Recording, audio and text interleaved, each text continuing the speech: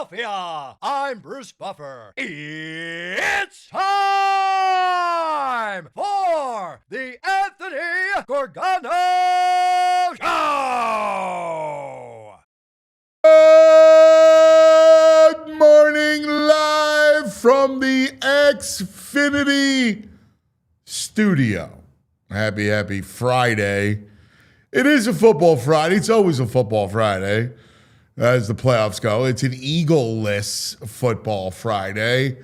And it's sad because we should be getting ready for a Sunday night affair. Eagles and Bears in the frigid cold in Chicago. Instead, we're looking at news conferences. We're watching Howie talk about the future along with Nick and what went wrong, end of the season presser, instead of looking at the divisional playoffs. That's the shame of it. So let's dive into the presser yesterday. I give Howie high marks. High marks. He said all the things you want to hear him say, right? For the circumstances, Howie says, look, we want to win now. That we have an urgency to win. We will do whatever it takes to win. That's what you want to hear. You don't want to hear Dave Dombrowski say, well, we were right there with the Dodgers, right? Like, no, we want to hear you say we want to win. We're crushed that we lost, and yeah, we got to get better. And yeah, we need Bo Bichette.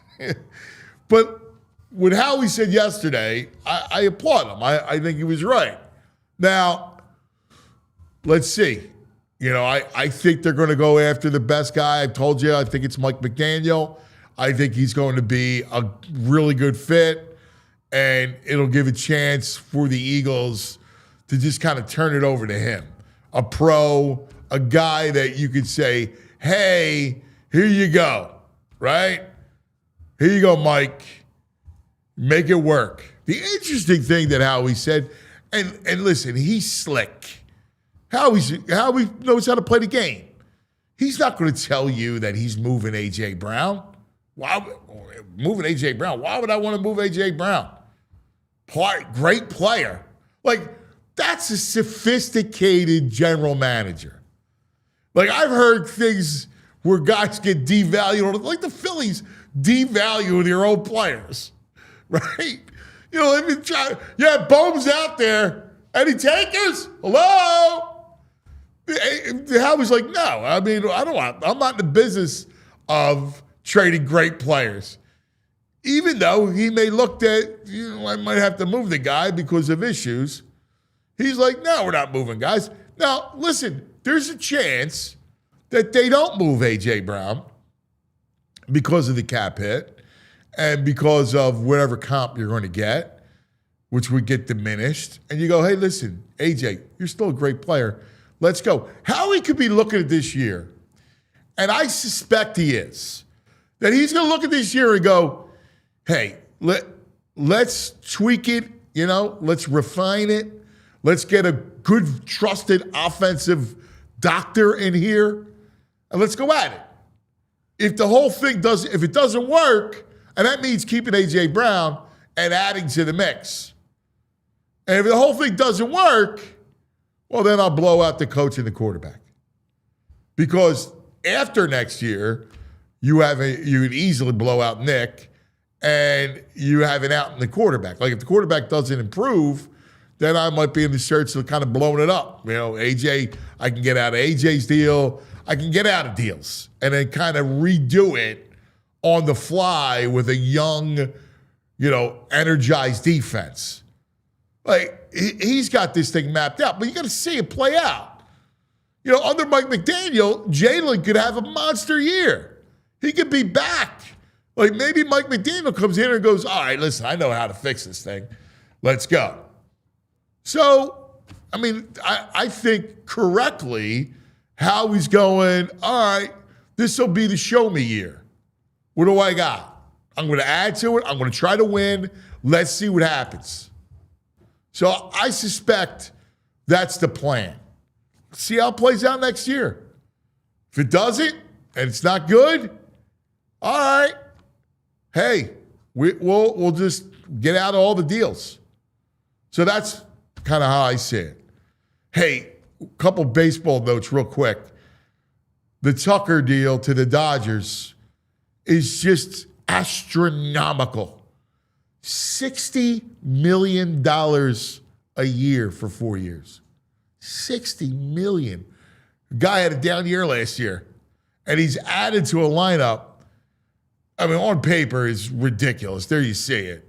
Ohtani, Betts, Freeman, Tucker, Will Smith, Teoscar, Max Muncy, who's a power guy, Edmund, who was the MVP of the World Series, and Page, a good young center fielder. That, on paper, is frightening. Absolutely frightening. Now, it could all go away, and guys can have down years, and on paper, baseball never translates. It's not like basketball where you can almost guarantee it. In baseball, you can't. But it's a frightening, scary team. Good news last night on the Bo Bichette front. Our friend Bob Nightingale, right after midnight last night, said the Phillies are the clear, overwhelming favorite for Bo Bichette. And since the Mets lost out on Kyle Tucker, they will go all in on Bellinger. And the Mets and Yankees will have a bidding war over Cody Bellinger. Whereas the Phillies get Bichette. That's where it is. Good morning, VG. Whew! It's a good morning. It's cold out there today. Oh, whoa! It's not even inhabitable. It's just ridiculous, dude. Yes, the icy. You know that icy wind? Yes. Oh, man, oh man! Stepped out to walk the dogs. I was wishing I had cats. Yeah, I brought the trash cans down. I'm like, oh, kids all nestled in bed under the blankets while you got the trash cans. Dude, my kids do nothing, and I try. Like I go, and then I feel bad. I go, I'll do it. You know, whatever. Yeah. You know, as long as you're doing you're lifting, all right. You're doing your practice. You're taking ground balls. You're throwing. You know, and doing well in school. Obviously, goes without saying. Does it? I don't know. Yes, they're good students. Both of them are very good students. Good. Yeah, I'm with you, man. How we own that conference. I wish they just not even had Nick's mic on. When he does talk, you're like, oh, my God, here we go again. Just let Howie. Howie was direct. He answered the questions. Yeah, Nick doesn't need to speak. No, not at that time. When he spoke, you wonder why people go, oh, my God. I think it's best for me to be a head coach. Do you? Like, we don't want you to be the offensive coordinator, that's for sure. And then he said, I can lend my expertise where it needs to be tackling, special teams. Like, just stop. It sounds like it's like Howie should be underneath me, like, shut up. Shut up. Stop it. You're saying too much. I mean, is there a head coach who engenders less confidence? No. For me, no. I mean, I got to tell you. I was joking all week long about, Mike Garofalo will join us later on, Mikey G, because we got into it on Monday. And I was like, Colonel Jessup, and he got me to say, no, I don't want that guy on the wall. Right? Right. You know, and I go, no, I want him fired. Yes, I want him fired. He just engenders no confidence. Like no, and I think I want a guy that's going to engender confidence. I just do. And he doesn't. And I like him, but he doesn't engender confidence. And Howie went out of his way to praise him, and he really started off with, hey, he's open to us bringing people in and doing whatever's best for the team. So basically, he's like, all right, you're going to be powerless offensively, and I'm going to give you some praise publicly. What does that say? Like, think about what that's again. They did it again to him. Like, again, they neutered him again. Yes. My expertise on tackling? Oh, my God. Right. Because of your grand high school days? Yes. Oh, my Lord. Listen, I mean, again, I like the guy. I hate picking on him. Like, I don't want to pick on him or pick at him, I should say. Not on him or pick at him. But geez, my God, like you gotta put the head coach in the closet. Again, it's not the first time. What does that mean? Like, last time from it was that Super side Bowl. of the ball. So let's go. And then Mikey G's going to tell me, well, you know, what would you say? Take away that what about Tomlin and Harbaugh? Come on. Right. Howie did go a little too much with the praise, saying he loves his The connections he builds in the building, I get. Then he goes his game management, his situational awareness. I was like, all right, Howie, now it's too much. Now it's too much. Well, but Howie's like in his, You just have to believe and trust in Howie and Jeff. My belief with Howie is he's like, man, this was unnecessary. We should at least be in a title. You lose a game against against the Rams or the Seahawks in the championship game, so be it. We took our big swing. He lost a tough game. But this was a too premature of an exit. I honestly, I know it sounds crazy and it is a stupid remark, but I think Howie could coach it. I mean, Howie is coaching this team, it feels like. I think he could be on the sidelines. You can't with devalue. But I know, but I'm the saying. The head coach is the head coach. Yeah, it does. At this point, it feels like Howie's coaching the team. He's picking the staff. Well, but he's again, picking the players. He's picking the staff. But you can't devalue what a coach does, like what a coaching staff does. I think Howie could run a coaching staff. Yeah. No, I mean, all fairness. All right. We got to take a quick TO because we got EJ come up. We have a busy show. All right. Love our Fridays. All right. We have coming up EJ Smith to talk about yesterday. Then Baldy. Then Mike Garofolo. All right.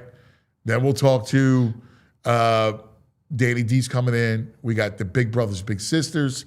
We got TV Todd. Like it's a Friday extravaganza. Scotty G in the chat says Sirianni's word salad's a form of torture. It's not waterboarding, it's word boarding. Oh, that's brilliant. That's absolutely brilliant. Spot on. Oh, yes. Brilliant. Absolutely brilliant. One quick thing. The Tucker thing, dude. Yo, it's your turn, Mr. Middleton. And you're going to have to do more than Bichette at this point. You want to compete? You better get us Framber Valdez. You better get us Bo Bichette. It's spending money time. Okay. Let's Forget go. about Framber Valdez. Just give me. That's not enough now, dude. Yes, it is. It's not enough. They can compete with Bo Bichette. They can compete with Bo Bichette. I don't know. Yeah, they're okay. Just give me Bo Bichette. I'm not good. Now, you see you taking a step further. It's like the same thing you said about the coaching staff. Yeah, I told you that was ridiculous. This is not ridiculous. Yeah, give me Bo. Just give me Bo. Do you know what I paid for? Give me Bichette. Do you know how much opening day tickets are this year? $122 for a baseball game. My tickets have gone up 23% in the last 2 years. And there's so many season ticket holders this year, you can only buy 2 opening day tickets. The money's rolling in down there at Citizens Bank Park. Come hang with me, the Mid-Atlantic Warriors. All right? Don't cost you $1 and you get good baseball. What do hot dogs cost? $1. Oh, man. Can I get a Lipton iced tea for less than $9? Yeah, man. You get 2 dogs, Cracker Jack, and a Pepsi or a tea, whatever you want. All right. $10, and you watch good baseball. Good young kid. Good young travel ball.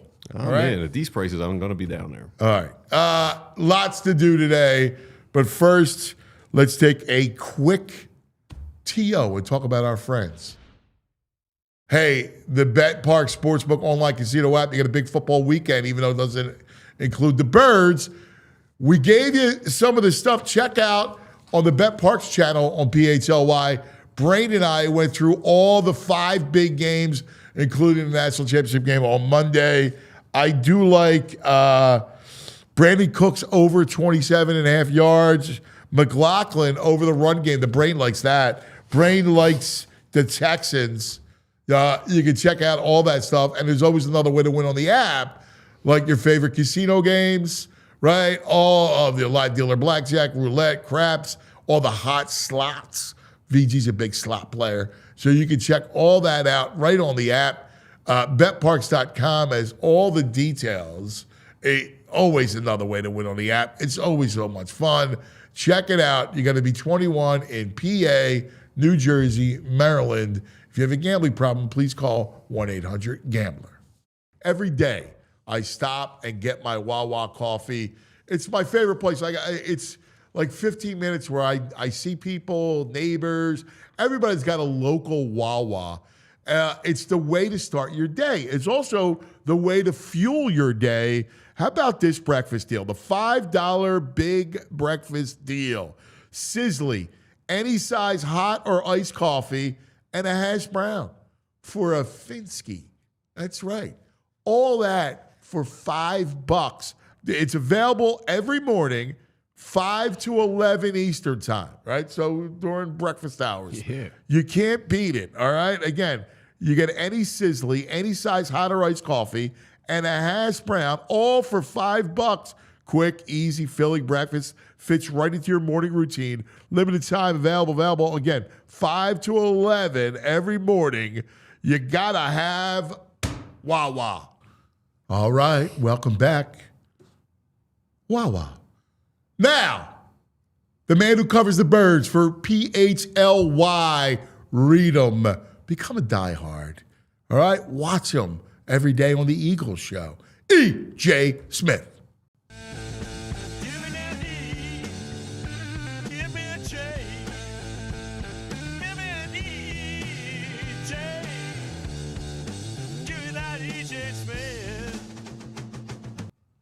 Good morning, EJ. What's going on, guys? It's been a busy week. Been an exciting week. How you guys doing? Yeah, a little too negative though. Like my guess is just after the loss. Yeah. Yeah, my guess is Howie was like, it was just such an unnecessary press conference. Yeah, it wasn't our best performance as a media corps, and I'll put myself in there too. We didn't get to some of the stuff we needed to get to yesterday. That's for sure. Well, no, I think he's saying unnecessary in that I think he's looking at that loss and going, we shouldn't have lost the game. It's one thing if you lose the NFC Championship game, Rams, Seattle. I mean, whatever. You lose a tight game against a good team, like, all right, it's football. But, like, they shouldn't have lost. I think Howie's got that loss stuck in his craw. Oh, for sure. Yeah, no, he mentioned that his offseason performance wasn't good enough. And, yeah, I mean, it's funny, like, on the drive into the press conference, I'm listening to the previous years of the year-end press conference, and they really do, when it's a wild card exit, they take on a tenor that is – there's still a sting there. So no, I definitely got that sense. But yeah, I from a reporter perspective, I wish we had gotten a little bit more time to talk about some of these topics, but I still thought we got a lot of good insight. So I'd love if you compare what Howie and what Dave Dombrowski, right, and their end of the year, like Howie wins every day of the week. Like Howie's like, man, we have an urgency to win now. Right? Like, you as a fan, you go, yeah, that's what I want to hear. Now, yeah, and he doesn't sugarcoat it either. No. I mean, he's obviously, he's going to defend his position on things, but he doesn't sugarcoat things. And one thing I always keep an eye out for whenever how he talks is he likes to set expectations for the months to come, and he definitely did that yesterday. Yeah, which was great. Now, Nick, on the other hand, I could do without. He does not engender. He doesn't win press conferences. Not that any of that matters, but he doesn't engender confidence. Yeah, no, I mean, and it was a heavy Nick press conference because there's a lot of offensive coordinator talk, and obviously Howie, unprompted, had a very strong show of support for Nick Sirianni midway through the press conference, where he wanted to. I found that so interesting because on one hand, it's like PR 101, dude. Yeah, he wants to talk him up. He wants to talk about how he is a big reason why they've had success, and he's the CEO, head coach, and he's the head coach of the team, and that's important. But then it's also like what stood out to me was really how he talked about how I got it here. Let me see. He says, I'm incredibly proud of him, but he has shown that when we bring in people, that he's open to doing whatever is best for the football team and that all he cares about is winning. He went on to talk about how flexible Nick is to let guys run the show. And I thought that was a real signal to offensive coordinator candidates. That's what you'd want to hear if you were Mike McDaniel or if you were Cliff Kingsbury. You'd want to make sure that Nick Sirianni is going to stay out of the way of some of these offensive meetings. I don't know. I found it fascinating. Because again, it's not like we asked him about it. Don't wind me up, all right? Don't wind me up. Like, the idea that you got to put the head coach in the closet is just galling to me. Like, it just is. Like, if you got to put the guy in the closet, the guy's talking about, yeah, well, I can lend my expertise in the tackling. All right. Like, I mean, I'm sorry. I don't want to eye roll or any of that stuff. But my Lord, EJ, come on. I mean, you know what time it is. Yeah. No, I think Howie's argument would be that there's a lot of intangible things that Nick does behind the scenes that Listen, make Howie's him giving you valuable, PR. But, no, like, behind the scenes, you know what's going on. He's got his finger, he got his hand in the puppet.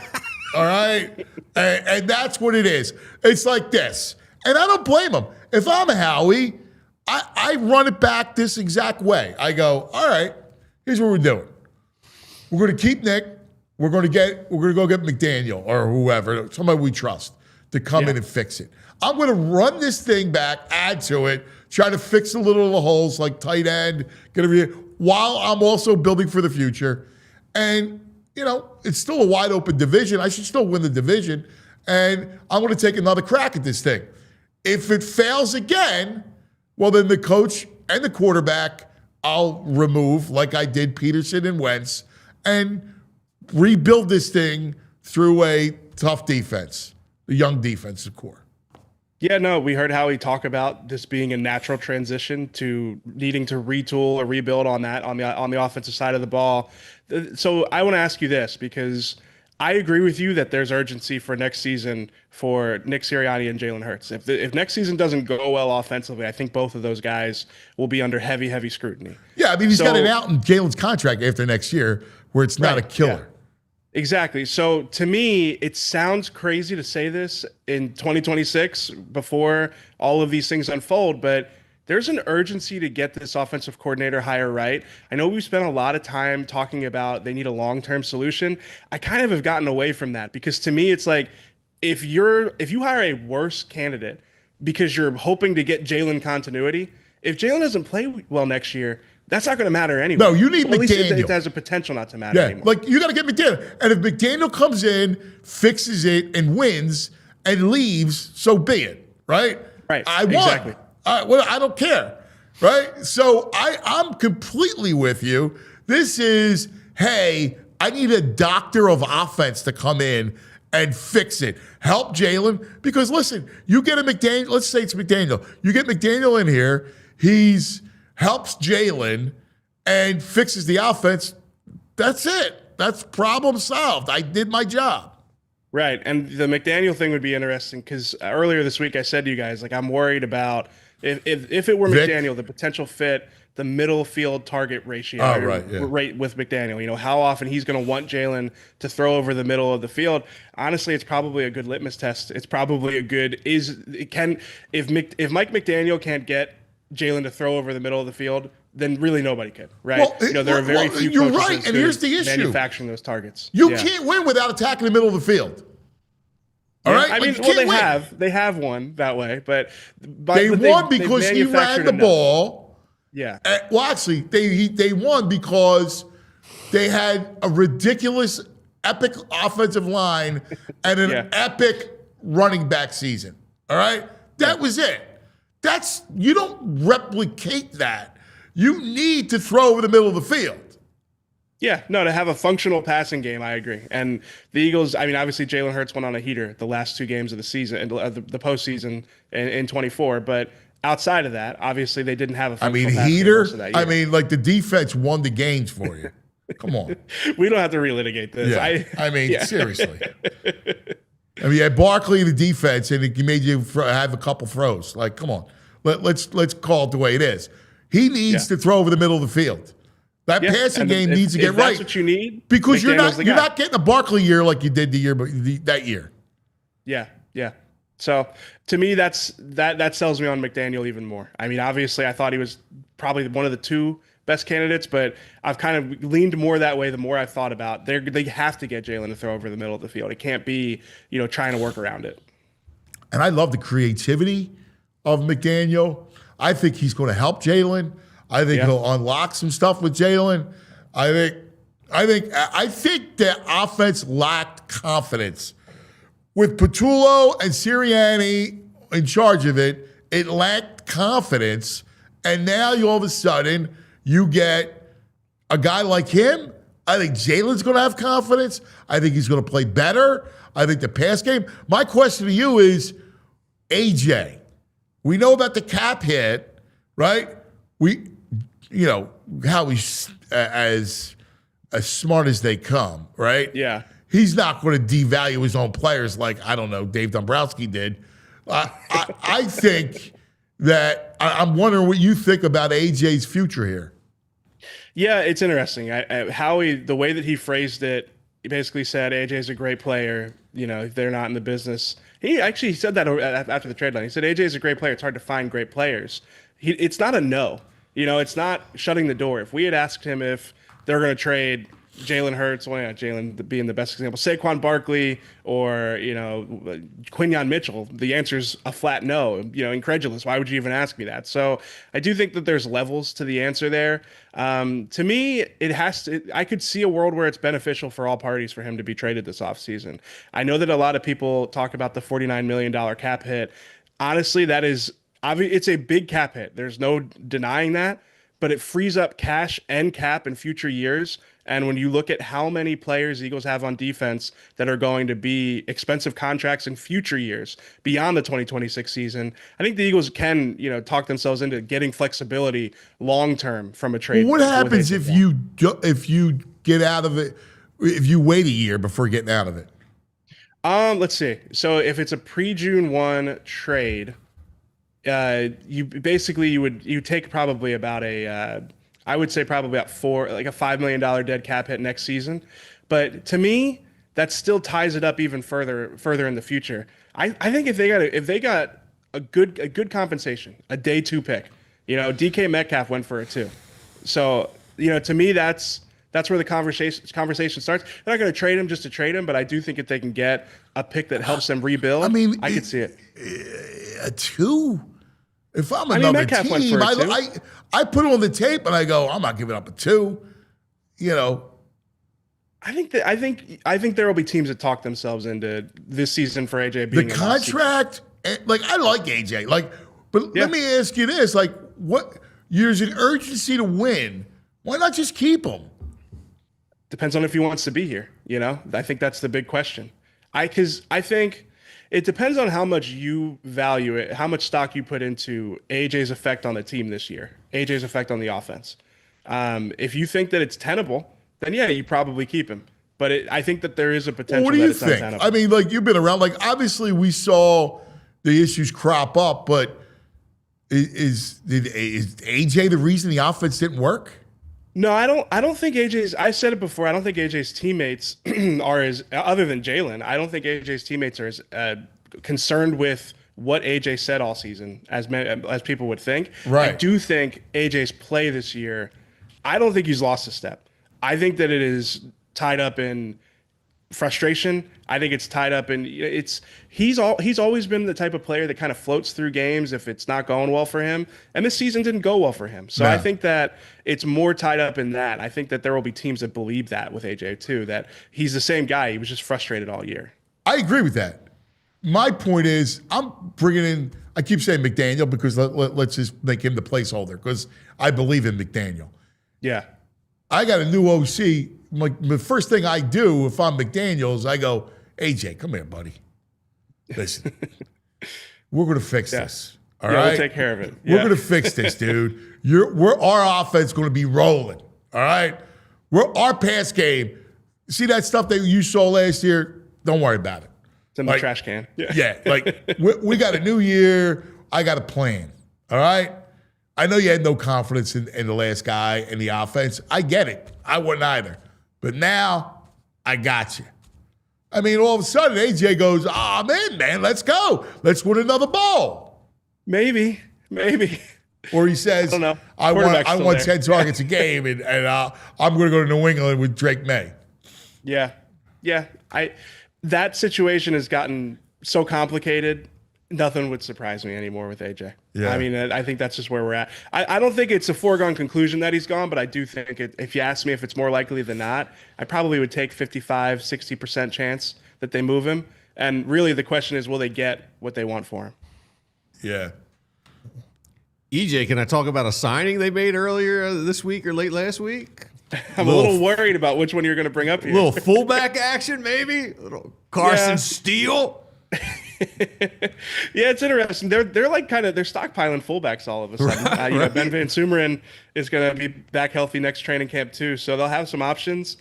I still am, I'm partial to Cam Latu, as you guys know. But no, it'll be interesting, especially if it is McDaniel. He uses a lot of two-back sets, so I think they're going to have that role in the offense depending on who they bring in here.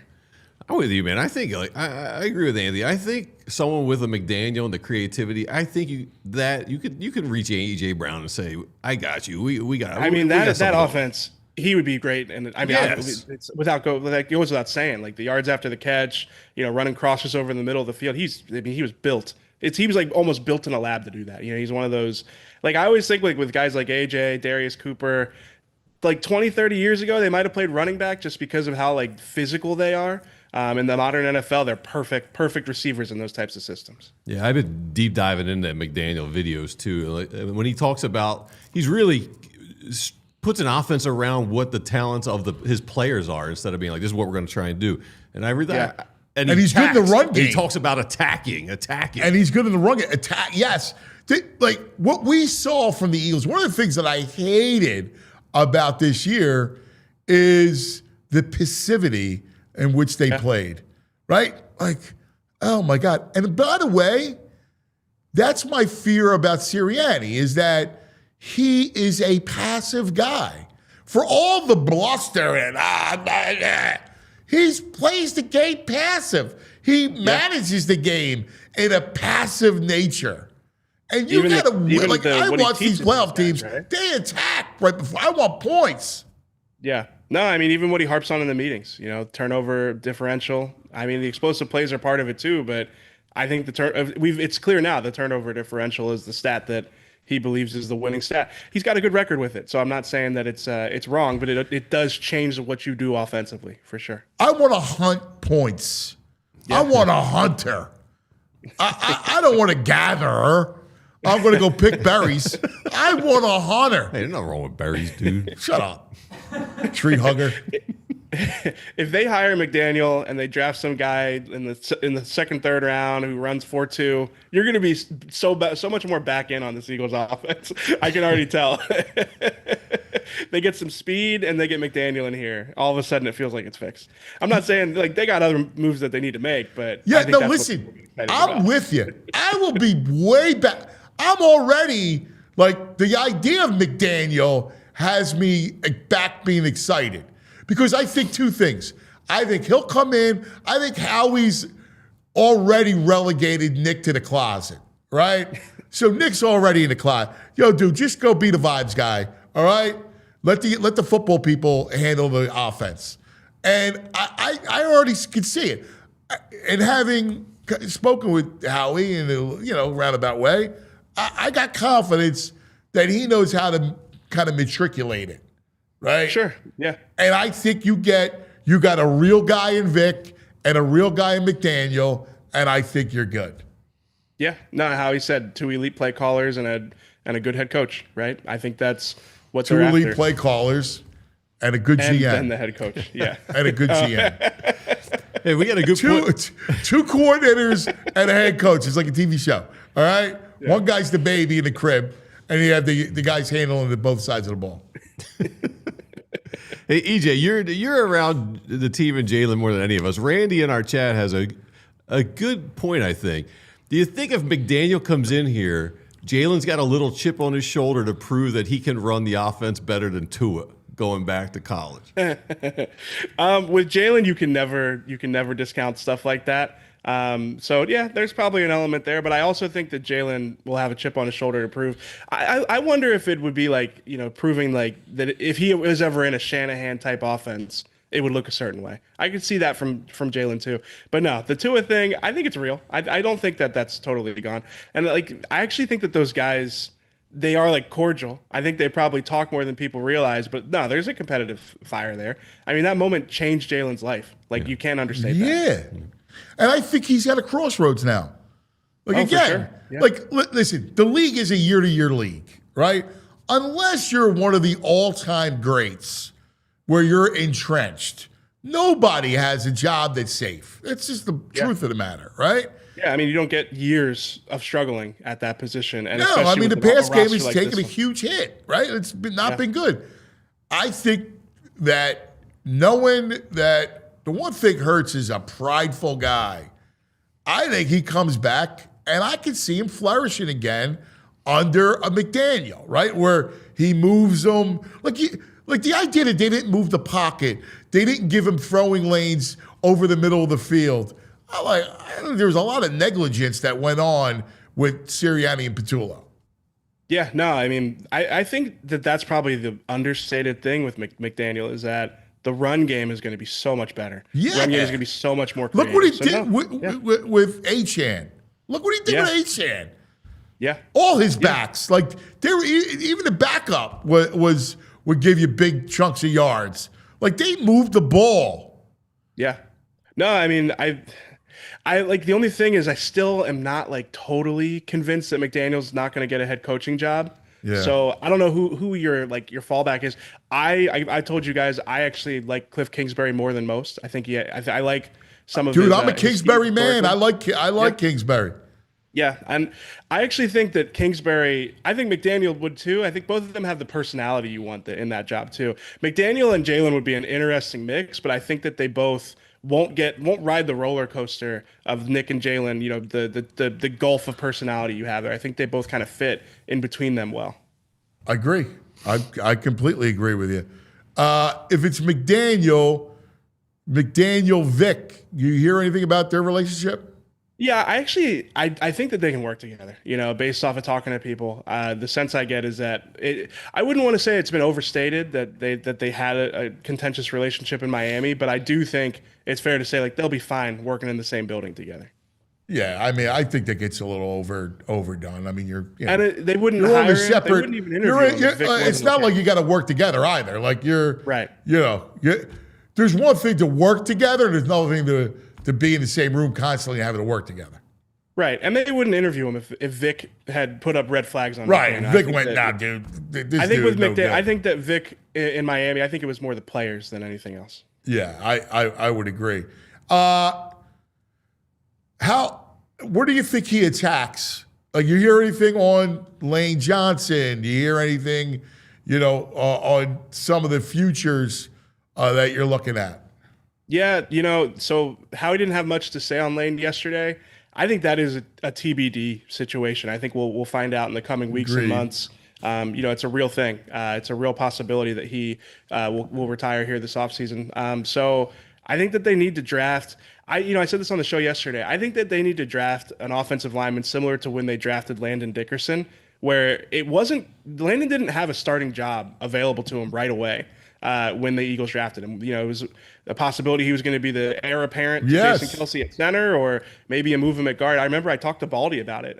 First story I wrote when they drafted him, and Baldy said he's going to play. He's too good not to play, and he ended up starting 14 games that season because Brandon Brooks got hurt. So I think they need to do that again. I think because when you look at Cam Jurgens, Landon Dickerson, ironically enough, and Lane Johnson, you're probably going to have 17 starts for somebody on that offensive line next year. So I'd expect that to be an early pick for them. I mean, obviously they need to address tight end. You could argue, especially with the uncertainty around AJ, they probably need to address wide receiver. So Howie talked about it. They're in a phase now where they're going to draft offense and they're going to pay their defensive guys to keep their defense intact. I think that offensive line probably is top of the list because I don't know. You guys tell me. Are you confident that Cam Jurgens is going to start 17 games next year on health or performance? No. Like, there's a world where they need to make a move mid-season for one of those two reasons. I'm with you. I think this draft has to be an all-offense draft, right? Like, you got to get a tight end. You got to get a receiver. You got to get, you said it, tackle, right? So you got to look, and your point about Cam's correct. So you got to come away with this draft at least hitting on a tight end, an offensive lineman, and a receiver. Yeah. No. So, and they've drafted so heavily. So I actually had this. So Howie mentioned this yesterday. He pulled his own stats up. He said that they've drafted 14 of the 15 players they've drafted on the first 2 days of the draft since Nick Sirianni joined the Eagles. the 14 of the 15 of them have been long-term starters for the team. The only one that hasn't been is Sidney Brown. And I went through those guys. 11 of those 15 guys are on defense. So it's time for them. Well, because they spent all their money on offense. Yeah. Exactly. Yeah. So, you put all your resources on the offensive side of the ball. I'm with you. Now it swings the other way. So. EJ, great stuff. What's on tap? Me, Bo, and the Professor Deniz. I haven't heard from Deniz since the Eagles season ended. I think there's going to be 2-3 epic rants in the first 20, 30 minutes. Did he leave town? Do you know? Is he in some third world country? No, he goes into hibernation when the Eagles season when the Eagles season ends. Apparently, I know he takes it hard. So he's going to have some fire for today's show. I'm excited to hear him. Like it. EJ, thanks, buddy. We'll be reading you. Make sure you read him, follow him, watch him, all the above. EJ Smith. See you, buddy. There he is. Now, coming up, Baldy. Yeah, man. You don't want to miss it. Back to back, Baldy, Mikey G in the next 2 segments. So it's going to be hardcore football. And what we saw out of Howie yesterday, out of Nick yesterday, and of course we'll talk about the playoff games as well. All right? But first, let's take care of some business. Let's talk about Parks Casino, Street Road, Ben Salem. We're getting to that time. Valentine's Day around the corner. The winter, bitter winter. You want some fun. Go to Parks Casino, Street Road, Ben Salem, and Mecca of Entertainment. Parks Casino, this is how you win. Guys' night out, right? Watch the games over the weekend. Monday night, the national championship game. There's always fun. There's always a blast. The poker room, sports book, all the 360 lounge, man. So much fun to do, to hang out with. Date night, girls' night out. Some of the best dining happens at Parks Casino. The Excite Center has the incredible acts. Tracy Morgan. Queensryche tonight. The Wallflowers. Some of the acts are just the best stuff out there. All right? So make sure you check it out. ParksCasino.com. There's something for everyone's entertainment taste at Parks Casino. You're going to love it. Philadelphia's Mecca of Entertainment. Street Road, Ben Salem, Parks Casino. This is how you win. Gambling problem? Call 1-800-GAMBLER. Look, you want Jalen Carter out catching passes? No. All right? Come on now. Not worth the risk, the time, the money. Keep your stars focused on doing what they do best. Same goes for your business. You don't want your top people buried in operations, tedious, time-consuming, redundant activities that wear them down. Togo can help any business look to reduce operating costs, from customer service and accounting to order management, logistics, admin, data entry, even complex multi-step operational processes. We take it off your plate. Every Togo program includes dedicated staff, custom automations, US-based process engineers who act as your quarterback, giving you complete control, total transparency, and instant efficiency. At Togo, they turn your playbook into performance. You call the plays, we execute. HarnessTogo.com. Scale smarter, work faster, stay focused on winning. All right. Can't wait for this segment. Let's get into it. The one, the only, Baldy on the Xfinity mobile call-in line.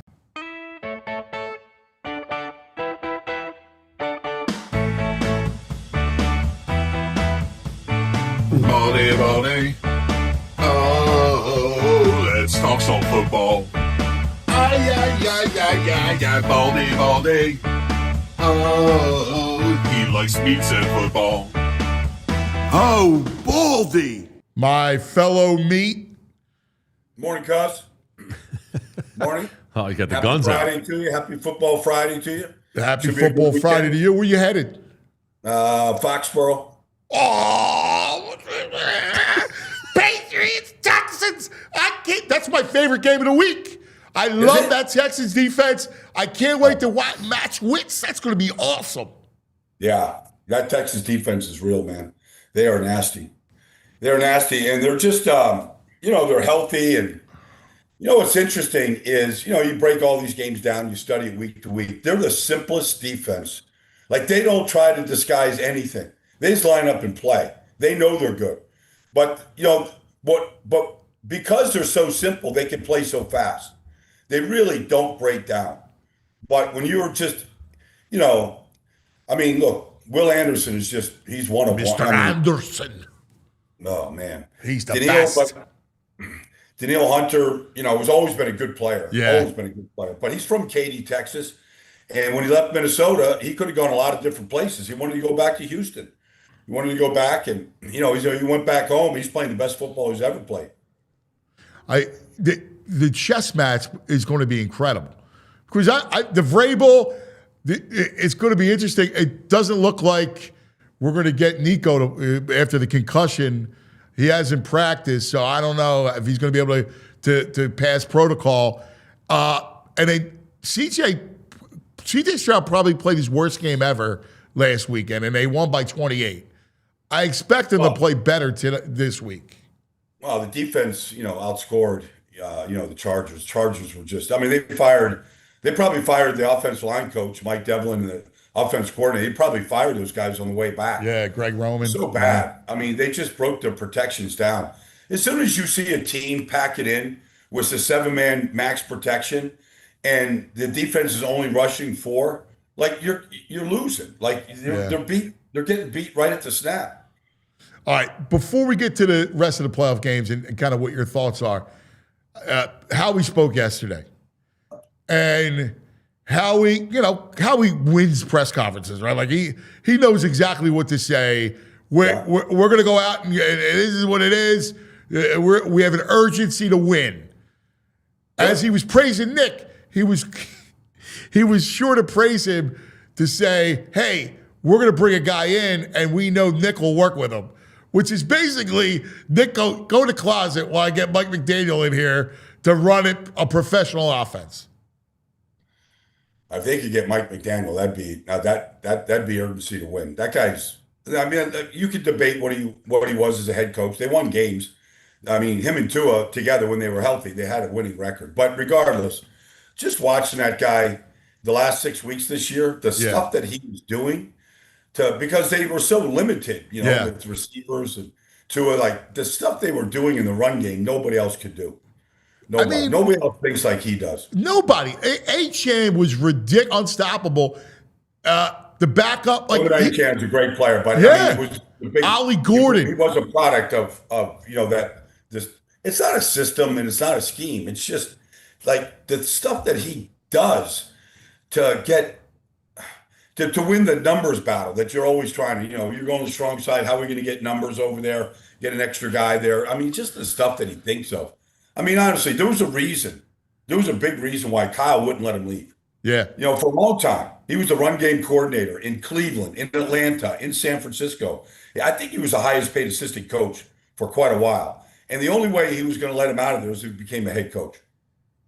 I watched what he does with Ollie Gordon, right? Like he would be a home run hire for them if he doesn't get a head coach job. He would be, to me, the best candidate for this job. Yeah, he'd be a great candidate because I know you were going to talk about the coordinator position, but I think he would really. It would be interesting and fascinating to see him and Stoutland behind the scenes. Designing run game, and designing, how to best utilize running backs, formations, tight ends, put that all in concert together. I'll bet Stout it would be good for a guy like that who's going to be there for his 14th year. I'm not saying it's getting stale for him.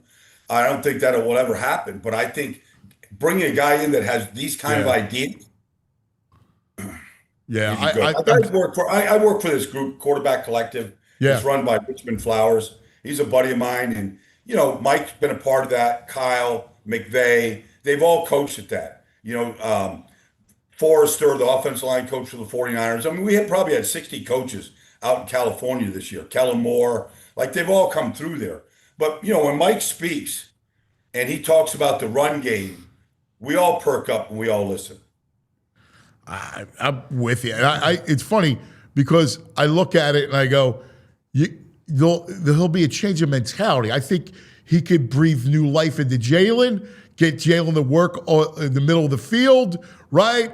Move the pocket, give him throwing windows for the middle of the field. All of a sudden, the passive, what I hated most about their offense is the passivity in which they ran it. I think McDaniel will go after hunt points, all right? No more gatherer. Be a hunter, not a gatherer. Okay.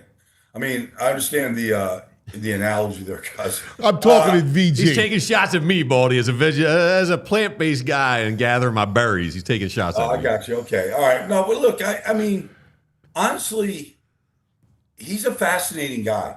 You know, you're talking about Yale educated, okay? I mean, the heart of the Ivy League, right? You know, played at a small level, a complete nerd. It's, you know, like you can't help, but he's a very likable guy. In fact, this summer, I was at Dolphins training camp, right? So we were going to interview Mike. So I go, Mike, do you remember the day? You remember, like, you know, these guys have phenomenal memories, right? Like, it could be games, situations, plays. Like, these guys, it's all in a vault. You just have to unlock it. You just have to, like, just probe it a little bit, right? I go, Mike, you remember that game when Carolina, Carolina came to town with Luke Kuechly and their defense and, you know, Chico Rivera, like he was the coach, whatever. I go, do you remember what you did to him that day? He goes, yeah, Baldy, I watched your breakdown of it. I go, yeah, but they ran for like 290 yards. Luke Kuechly was blocked. Guys weren't even blocking him and they were running by him. And I still talk to Kuechly about it. Like, he got those guys so out of sorts. In fact, Chico called me on Monday. He's like, what the hell just happened to us? Like, he was asking me. And like Mike was like, yeah, that was a good one, wasn't it, Baldy? I'm like, yeah, it was, Mike, but what'd you see? Like, how'd you do that? He goes, well, you know, I mean, Kuechly is, you know, he's a pattern reader. We had to break the pattern. You know, we had to give it to him, and we had to break it. And it was just, you know, like, Luke Kuechly, you can't fool Luke Kuechly. Nah. The guys literally should be coaching football. Yeah. Like, he's just that good. But regardless, but Mike he's entertaining. He's fun. He's creative. Like, he's like, the guy brings juice to the table, man. Yeah, he does. I'm watching videos of him. Real quick. Yeah. You know what the best is when Baldy talks about his conversations, and because everybody calls him Baldy. Like, I've seen it. And they go, yeah, Baldy. How about that, Baldy? It's the greatest. I freaking love it. Yeah. I'm just watching these videos of him.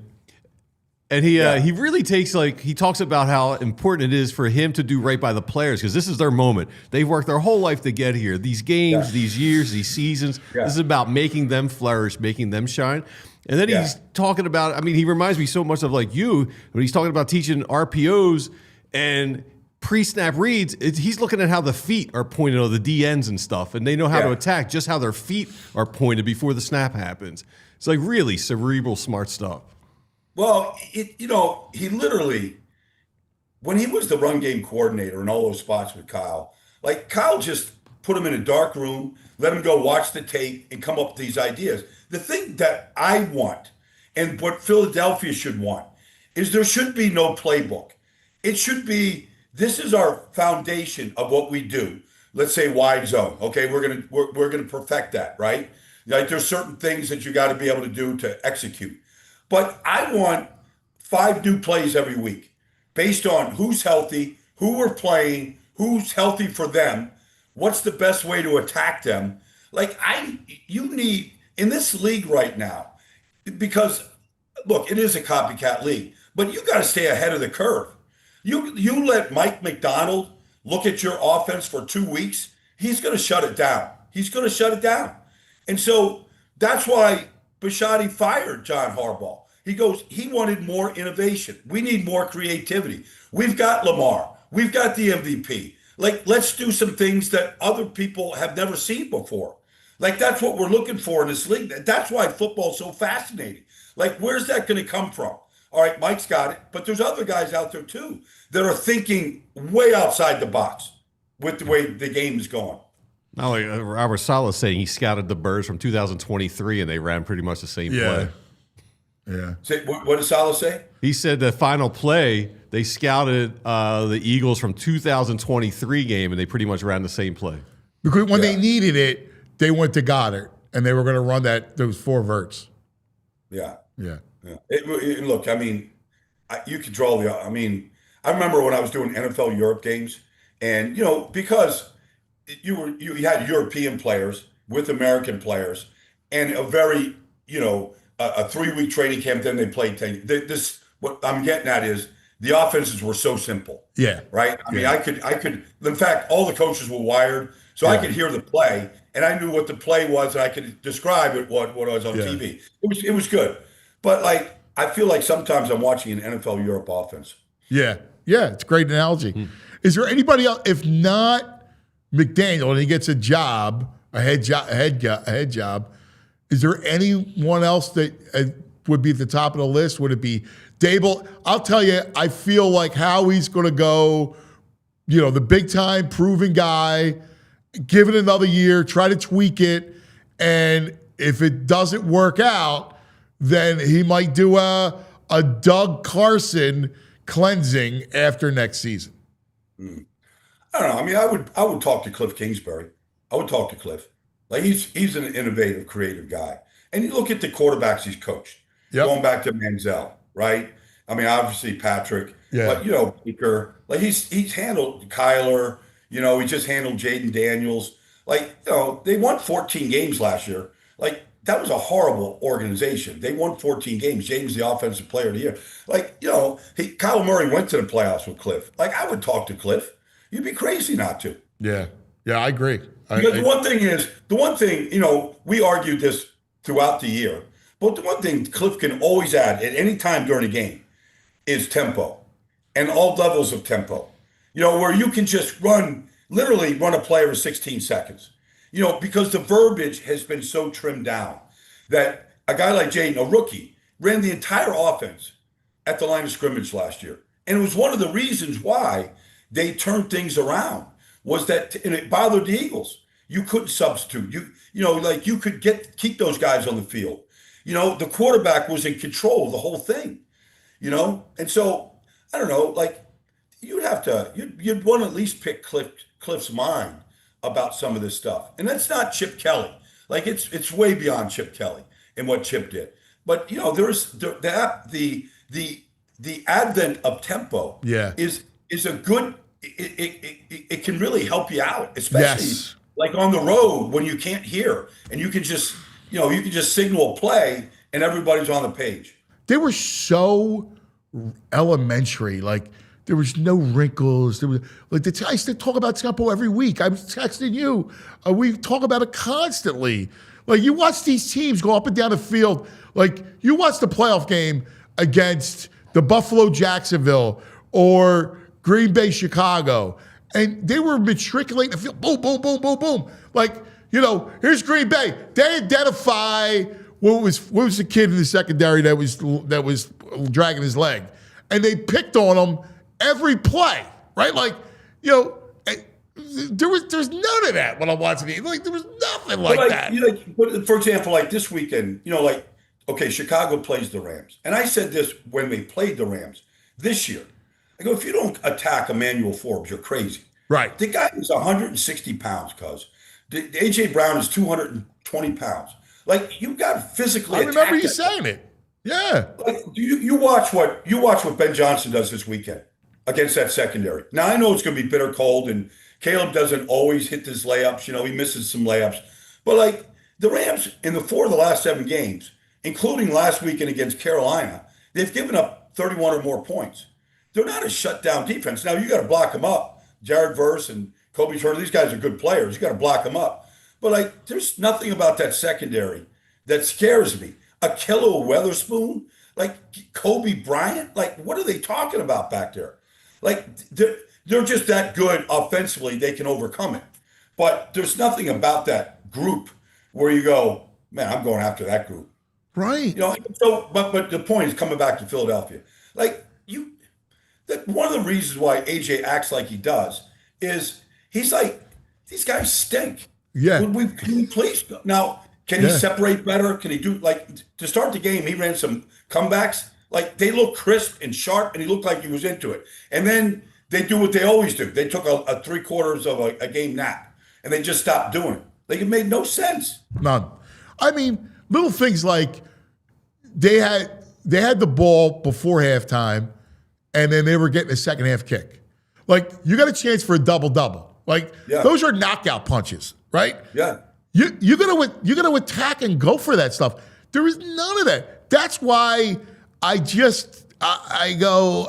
have very little faith in Sirianni because of that stuff. Like, basically how he told him, like how he said yesterday, he does a good job working with guys we pick. Like, it's basically, and then Nick's talking about, well, yeah, I can help with tackling. All right. Like, come on, man. Like, that's why you need someone that's that strong to run the offense, like McDaniel or Kingsbury. Yeah. Yeah. It like, honestly, they won a Super Bowl, and Kellen Moore was a huge part. Huge part. Kellen worked with Stout. He worked with Jalen. Like, they put him in obviously he had a great season. But they went right through the playoffs, and you look at what Kellen did the last 6 weeks in New Orleans, you're like, they've already turned it around. They've already turned it around. With Tyler Shuck, they've turned it around. Like like their general manager, I woke up to a text one morning, and the GM is texting me, and he's like, "We're back, Baldy. Like, we're going to be back in Baldy's breakdowns." Like, yeah.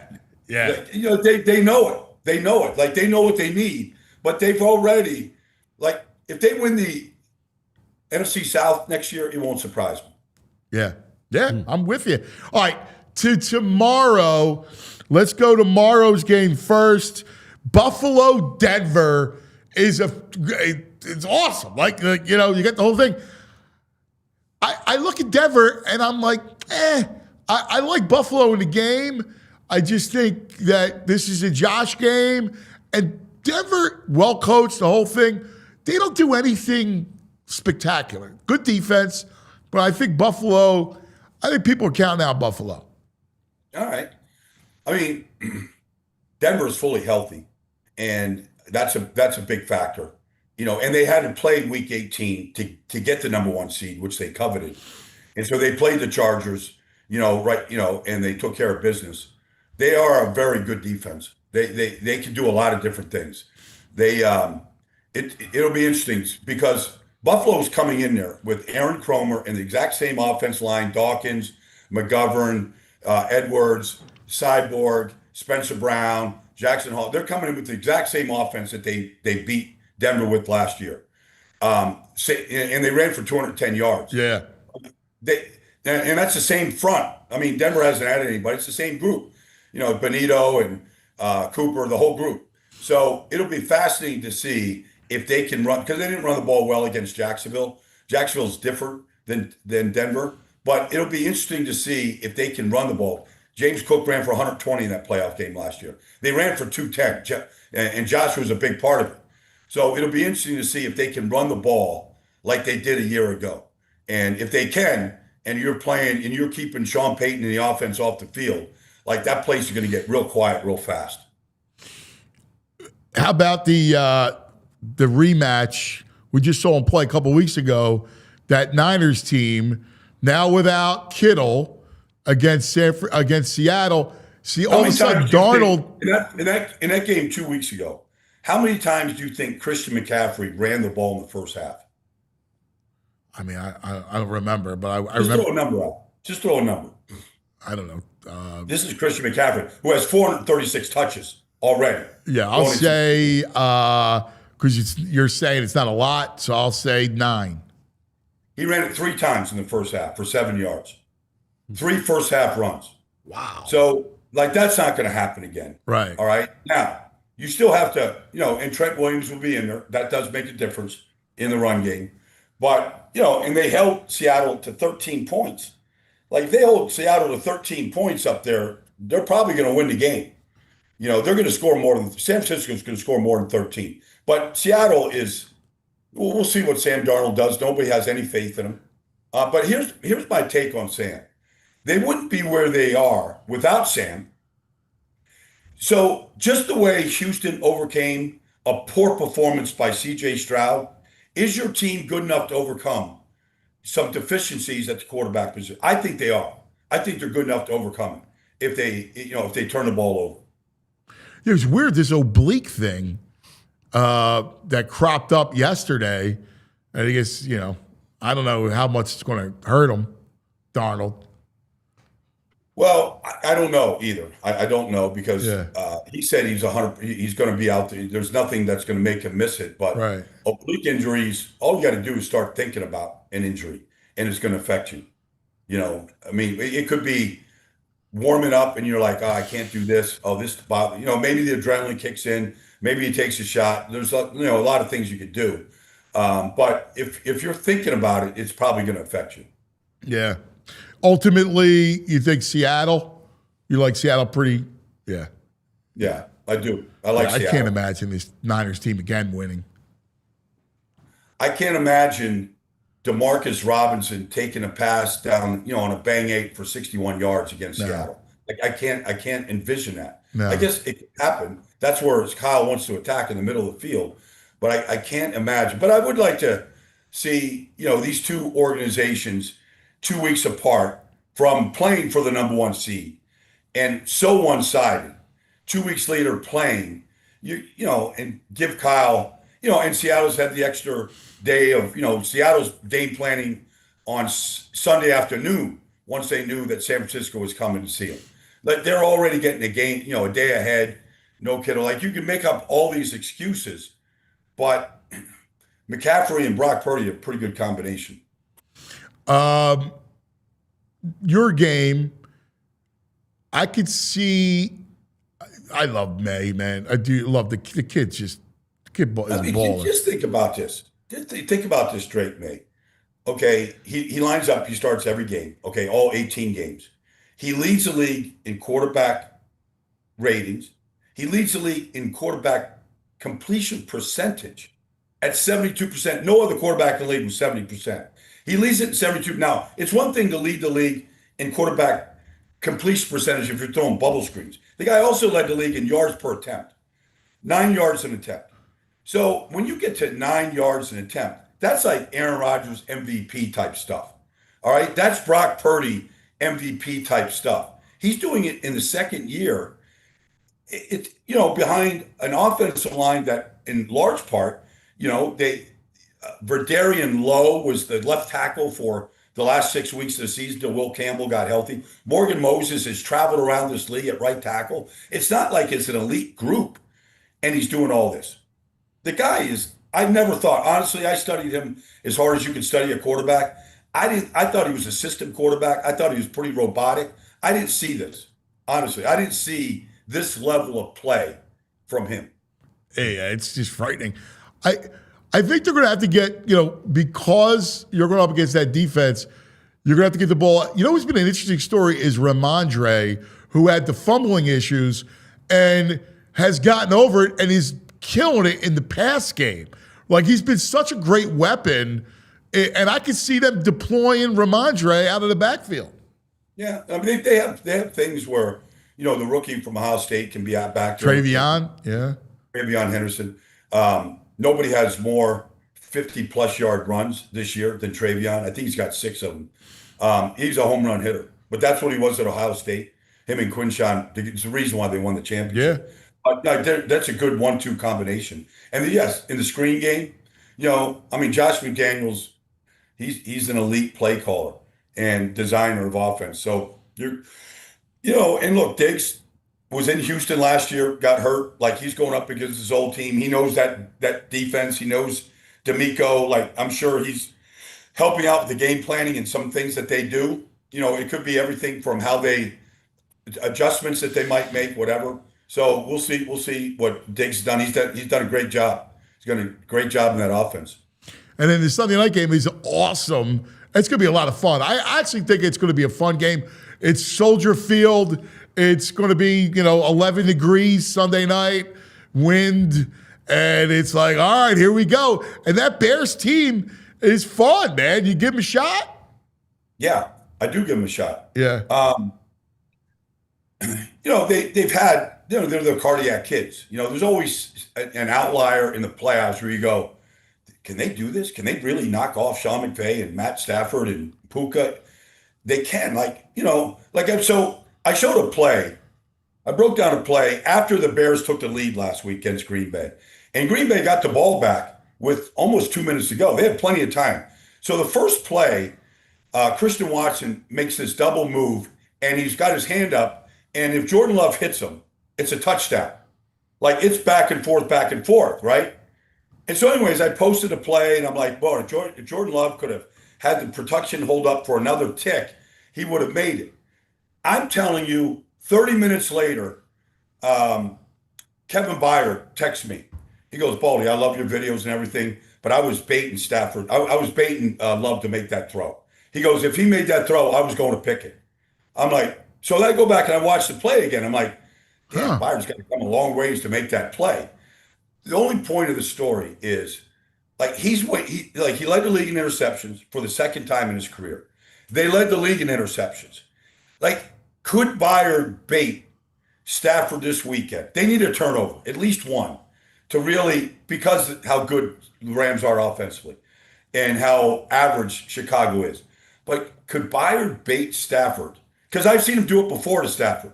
When he was in Tennessee, I saw him do it. Could he bait Stafford and make him one of these go route throws to Devontae or Puka and go pick it? I can't wait to watch just that, that chess match. Your free safety against the quarterback. It's cool. This Ben Johnson, I charted it because he had 9 different guys, 9 different offensive players lined up in the backfield last week. Now, is that a big deal or isn't it a big deal? I don't know. But, there's Luther Burden in a wing tee. Yes. Yes. Just the stuff this guy is thinking about and doing. And I'm happy. Honestly, first of all, we all love quarterbacks, right? We're infatuated with quarterbacks. With them. Back development. Caleb he's so talented. And he's just getting that's why the quarterback coach unison, it has to be so united. That's why they blew out, they want Lamar to win a championship in Baltimore. Bichette, that press conference was amazing the other day. But Caleb with Ben Johnson, it's so important to see this kid grow and develop, and not everybody gets that opportunity with an elite play caller and designer like Ben Johnson. It was interesting because Ben Johnson gives Caleb the game ball, and then Caleb turns around and gives his game ball to Ben Johnson. It's like a love affair. It's a story within a story. And you remember, go way back in the training camp. It was right in the first week of preseason, right after the first week 1 or 2, and Tyson Bagent, the backup, right? There was Ben Johnson showering praise on him, signing him to an extension. And it was all done for Caleb. Pretty masterful, man. I was at Hallis Hall this summer, and it was and I was, you couldn't really see a whole lot of practice. It kind of shut you out there. It was fine. But, Tyson Bagent is completing these passes on a 2-minute drill, and, and he's going right down the field. And Ben's just singing his praises, and it was just a light of fire. Caleb was always the quarterback. It was never a controversy. It was never a competition. But, you got to play these mind games with players. You got to let them know that, leaving the pocket early is not acceptable. Stay here and live in this little area right here. Live in this cradle of love, right, of this pocket that we're creating for you, and make the damn read the way Tyson's doing. It was just. I loved it. Loved it. I think you and I even talked about it. He's just masterful what Ben did. I love. I can't wait for that game. I think that game's going to be a blast. I do too. And I see Mike's on right here, but this is an NFL. What up, Baldy? What's up, Mike? Mike, it's little Nicky. This game in Chicago is an NFL Films game. They can't wait to see the icicles dripping off the goalpost. They can't wait to see the hot breath coming out of the offense. Yeah. The steam coming off the head. They can't wait to showcase this game. This thing will be, they'll turn this thing around Turning Point, whatever show they're doing. They can't wait to see the wintry effects of Soldier Field. It's going to be a cow pasture. Like the field's going to be painted green. Like the whole thing. They'll make this thing the most dramatic thing on TV. Hey, awesome. Hey, Ty, bring Mikey up just so we could show some respect. And is that what we're doing today? All right, little Nicky. Best. Little Nicky. Who's like the Adam Sandler movie? Who's Little Nicky? It's you, little Nicky Sirianni. Oh, that Nicky. Hey, listen, a little wind out of my sails right now. I had a perfect post for X, and they're down. It's down right now. I was gonna. X is down? Yeah, it's killing me. We've It's a terrible name for an app. Get Elon on the phone here. Get him on the blower. Let's go. Let's get this thing. I still call it Twitter. Yeah, me too. Where you at this weekend, What's your Mikey? post, Mike? What are you posting? I had a Rocky was doing one arm push-ups, and I said I'm going on with Gargano. Oh, okay. Some lightning. Well, you should know you never refer to me as my last name. I don't appreciate that. I don't call you Garofolo. You know I never liked that. I don't know that. Yeah, from when we were working together. I don't appreciate you referring to me by my last name. People, but that's how It's people disrespectful. know you. That's how people know you, is what I'm saying. I Like don't care. I was saying it in the voice for them. Plus, We got into a baldy, Mikey and I, about Sirianni. Your last name's in your handle. Yeah. So that's I So, got but you. hold on a second, because hold on, Mike. Give us the story on Harbaugh here.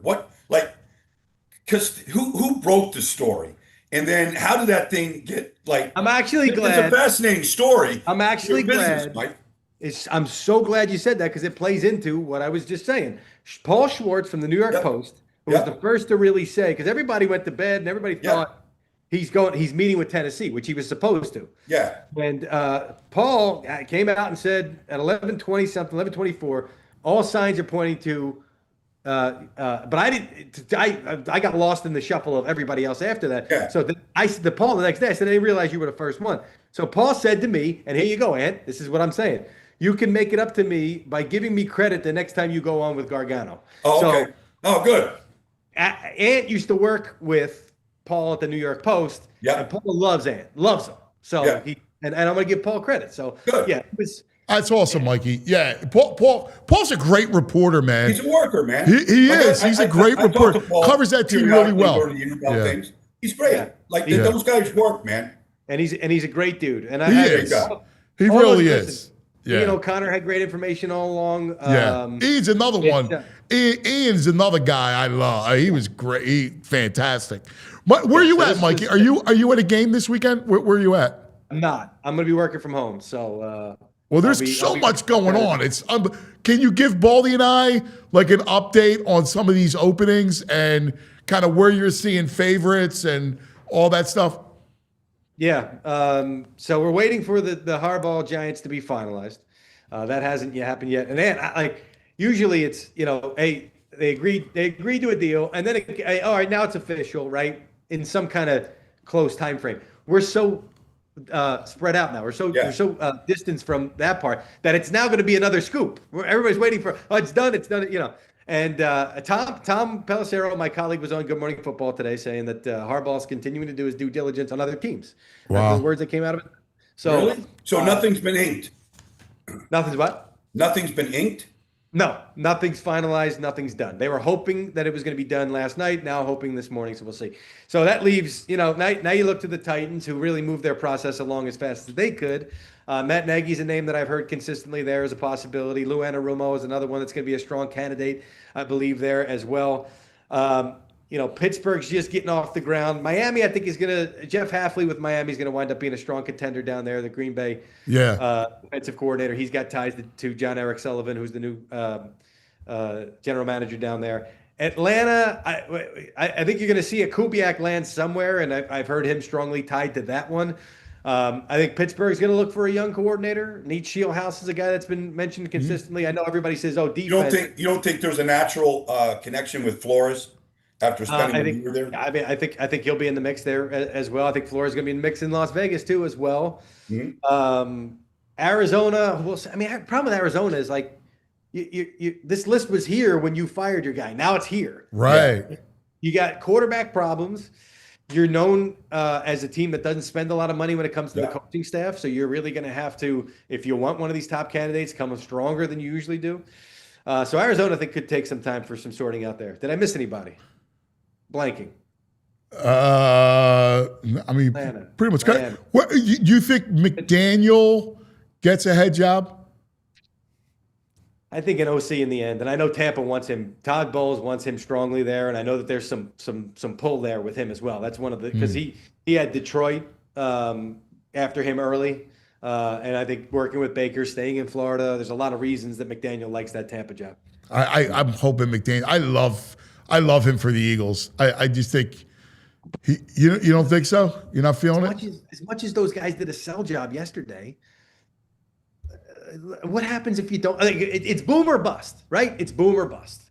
And the boom is, boom, you put yourself right back in that situation where you're a head coach again. You use it as a launching pad, Kellen Moore type stuff, even though it was his first time job.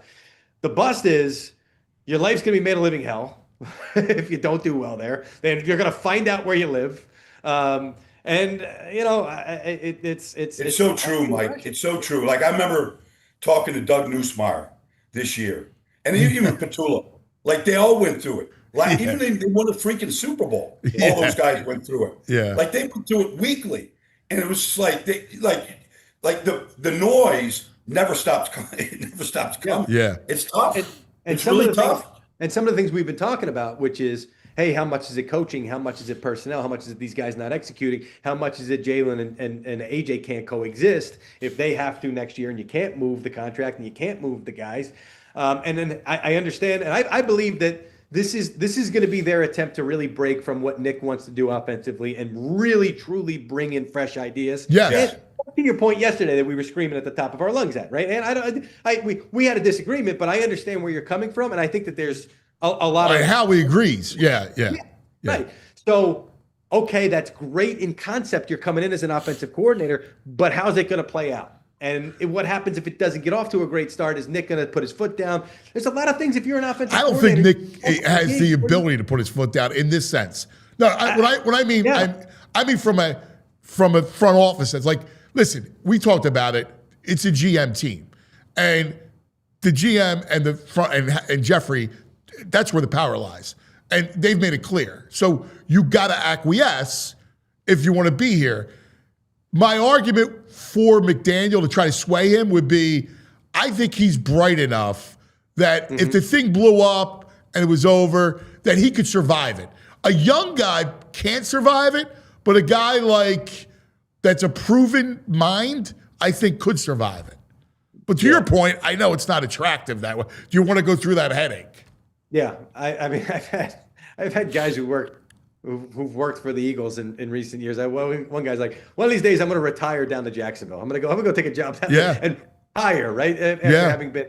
And listen, there's a lot of good that comes of that. No, but you're right. It's the flip side. No, you're spot on. I mean, Baldy knows it. Like, the greatest thing in the world is when you win and you are a king and you come, it matters. You want to be in a place where your profession matters. Baldy chose Philadelphia because he knew it mattered here, right? But there is a dark side, and that's what you're talking about, and it's very real. Which is going back to what we talked about the other day, Ant, and job security of Sirianni. Let's say they go 7-10 next year, right? And now you're 2 years. Okay, all right. So I think you're now you're moving into the red zone, not the good red zone, the hot zone. Yeah. As far as the seed is concerned. My take from talking to Howie is, I think he's like, all right, listen, let's try to fix it. Let's try we got a year. Let's see what happens. And if it doesn't happen, then we'll go the Doug Carson route. And I got an out of Jalen's contract, and we'll just do it over again. That's my read. Yeah. And we talked about Doug, and you just brought him up, how that went like this. That's part of this whole thing is it's not going to be a slow decline. It's going to be a quick one, and it's going to happen fast. And it's going to be a free fall in a lot of ways if it happens. Again, that's the downside. That's where we are. That's where we're heading, and that's where they've sort of put themselves into here by saying that they want to break with a lot of what Nick does. Now, the upside is you got a great defense. Like, you really got the bones of a really, really strong defense. You got stability there with Vic. You know, if you come in and tweak it, and you come in and the like a McDaniel type gets it right, you're back in the Super Bowl contender. Yeah. I mean, I think I know that they got to figure out what they want to do with Reed, but the safety position for them, they can sort of it's not a priority in my mind. They've got themselves the corners. You got to see what you're going to do with Jalen Phillips. I thought he was a big boost down the stretch for them. I did too. I would love to see come back if I'm the Eagles. It's going to be an interesting offseason. It's going to be an interesting offseason now for them and how they want to handle these things. I know how he said yesterday about AJ. It was not a no, right? It was a he's a great player, and it's hard to find great player. Now that's what he said around the trade deadline, and I really do believe that was a hard and fast. We're not trading him. This time feels a little bit different here. All right, let me ask you and Baldy this. Baldy, I'll start with you. So if you subtract AJ from an offense that's already has issues, you got issues with Goddard because I don't know if he's coming back. You don't have a backup tonight. You still got the Lane Johnson thing, whether or not he's coming back.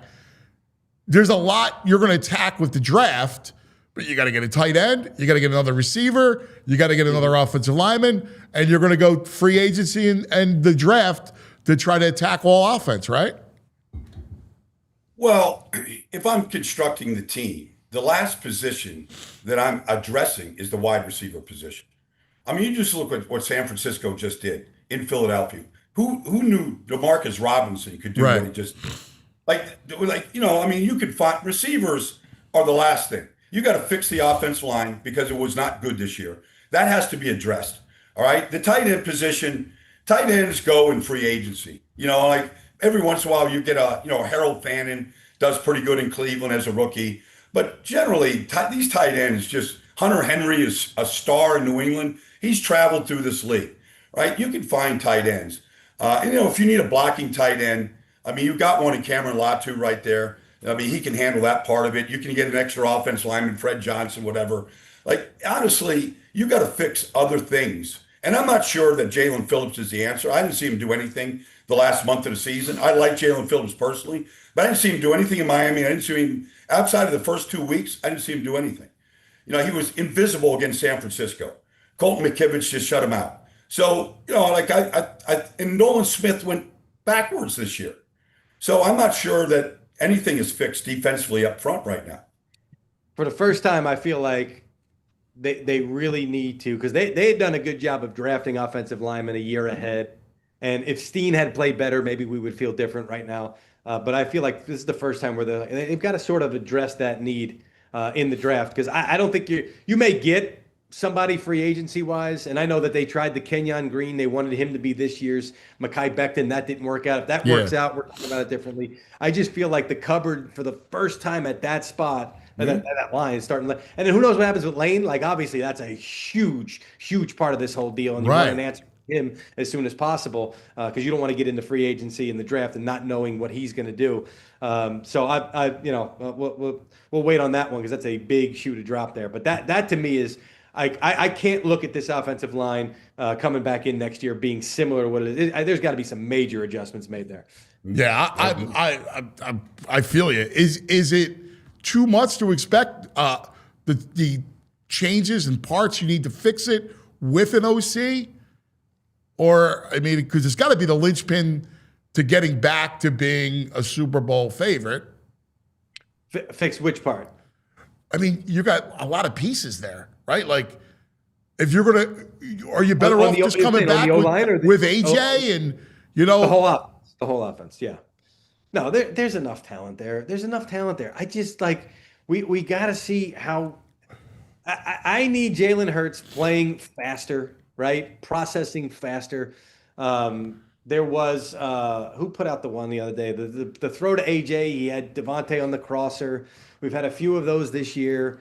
I need to get him back into that, because part of it was a couple of years ago, oh, he's better than you think he is at seeing that stuff and coming back to the sideline and telling us what's going on. And hey, I'm more comfortable doing it. For whatever reason, those answers have been taken away. And I do think it's when you're not picking up 4 yards of carry and your offensive line is not blowing guys off the ball and you're putting him in that situation where the walls are caving in on him, he's never going to feel comfortable in those situations. So but I hate to say like, oh, fix the run game and that'll fix Jalen. They got to figure out a way to get him more comfortable or seeing things better in the passing game. See, that's why I think McDaniel would be the perfect hire for him. He works the middle of the field. He speaks the language. He'll get the run game going. Like he'll move the pocket to get Jalen throwing windows in between the numbers. Like he does. I think about him, and that excites me because I think he can revive Jalen. I thought about that in this offense, or in his offense with this personnel, and I thought the guy that would really thrive might be Devontae in that offense. Like he, doing a lot of the stuff they do in that offense. So that I'd be excited about that. I don't know where AJ necessarily fits, but again, if you're making that move, and I never. Sometimes I look at it. Oh, his contract's immovable. At some point, a guy is always movable. It's just how much pain are you willing to inflict on yourself to make it happen? That's where I think. How he's been an escape artist in a lot of ways. Certainly Carson Wentz is the greatest example of that. So I need to see how he maneuvers that and gets that done. So Baldy brought up a great point. Baldy, you brought up, if not McDaniel, Kingsbury, right? Which fits Jalen, fits. What are you hearing about Kingsbury, Mike? Sounds like it went downhill in Washington because of the disconnect between him and the front office. And I know that's been alluded to and mentioned, and that they were sort of interjecting what they wanted. And stay out of there. Stay out of the coach's office, right? Like you put your team together and then let them do what they do. Have the faith and the trust in them, especially after he had such a great season the year before. We may, if we talk to the front office right now, say that's BS and excuse making, and that we didn't have anything to do with that. And we were just kind of finding out what they wanted to do for our own headspace. So there is a pattern of Cliff come in hot and then kind of fall off at that point, which Baldy, you tell me, because I don't, well, they figure out what he's doing. Well, why would you need a year to figure out what he's doing here if it's similar to what he was doing elsewhere? Yeah. Other than different personnel. No, I mean, Cliff is like a lot of these guys is going to be as good as the personnel. You take Jaden Daniels out of the mix, you're not nearly as dynamic as you once were. And, his quarterbacks, going back to Manziel, were a threat to run and extend plays. And Jaden was awesome at it. And, he ran the whole offense from, in a no huddle. He ran a no huddle offense the whole year. He figured it out. It's quarterback friendly. Just the language is friendly. What you gotta remember, how you digest it. It's very, very easy to learn. I remember watching Jaden before his rookie year out at minicamp down there in Washington, and Mariota was taking like most of the reps because he kind of knew it pretty quick. But Jaden, how quickly he absorbed that, that's got to be good for a quarterback. How quickly you can spit stuff out and get people lined up the way he did. I think Jalen would probably really covet that. You take a lot of ownership of the offense as the quarterback. I just worry when it comes to Cliff, though. Jalen's a big personality, right? Yeah. And Cliff and Kyler didn't seem to really click the way that they thought they were going to. Certainly not towards the end. Yeah, that's true. How would that go? Jalen might need some tough love at this point in his career. And who's going to be able to provide that? Is McDaniel that guy? McDaniel would do it in a different way. And I don't necessarily mean tough love, you got to really be hard on the guy and you got to, but you got to be willing to push back. You got to be strong. Yeah. Got to be strong. I think McDaniel will be strong. It's not to say that Cliff is weak, but again, it was a certain way in Arizona. And I would like to explore that if I'm the Eagles, who did interview him when they hired Kellen, right? They interviewed him that year. So they have a little bit of experience to draw upon. What about Dable? The one thing I would like about Dable is he would be strong. He wouldn't be shy about it. You may look at him as a head coach of the Giants. The things didn't work out there, not because he wasn't willing to dig in. And I think Russ being there helped him do that with Dart a little bit. Like he was able to play a little good cop, bad cop. He being the bad cop and Russ smoothing that over with Dart. I think he did help Dart a lot in that regard this year. He's got experience with Jalen. Certainly that helps as well. He's got a lot of options, Dable does. He's got a lot of options. And he's what I was talking about earlier, which is you can use this as a springboard, get yourself back in the conversation for the head coach. Or if it goes poorly, now you got yourself getting fired as a head coach and then going back to the well, a la Jason Garrett. Remember that when he came back to the Giants? That didn't go well. And it's like, now you're out of the game. Do you, any shot for our boy? I talked to him yesterday. Spags. I hope so, man. I hope so. Yeah. What did he say? I heard it went well there in Tennessee. It did. Yeah, it did. He's at this point, I think he would love it, but, he kisses up to God. Like, if it happens, it's great. It's meant to be type of thing. He's got a great outlook on it. I just selfishly, and the three of us are very close with him, I just love to see him get one more shot at it because I think he's a really good coach. I sometimes look at, and Brian Callahan, if you're watching, I'm sorry, but like Brian Callahan going out there and the record that he put up, it's like, well, I mean, Spikes could have done better than that, right? Right. Like, I know he could do better than that. Right. But I understand he's an offensive guy, he's a young guy, and you're taking the big swing. And that's what's really been working against him. If he was an offensive guy, my goodness, he would have had his second head coaching job 5, 6, 7 years ago. So it's now it's like, and I think I said this to you on the air before, the perceived like, oh, he's too old now. He never had any kids, and so subtract 10 to 15 years off of his age. You know that, brother. Yeah. That's why Baldy looks so good, like he's 40. Never gonna die. Yeah. Never gonna die. He's immortal. Yeah. He's perpetually 40, Baldy. I got a question for both you guys. Seeing the success of Signetti, seeing how Saturdays have exploded, right? College football, we saw only 42 underclassmen have registered for the draft, right? A record low. What impact does that have on the NFL coaches? They see success. You see it turning much closer to the professional game. Where college football is at, what impact does it have in the NFL? Well, I'll just say this. I went to a Mario Cristobal practice this year, spring practice. After I was down there for Cam Ward's pro day, I got to meet Mario. He said, come watch my practice, Baldy. Tell me what you think.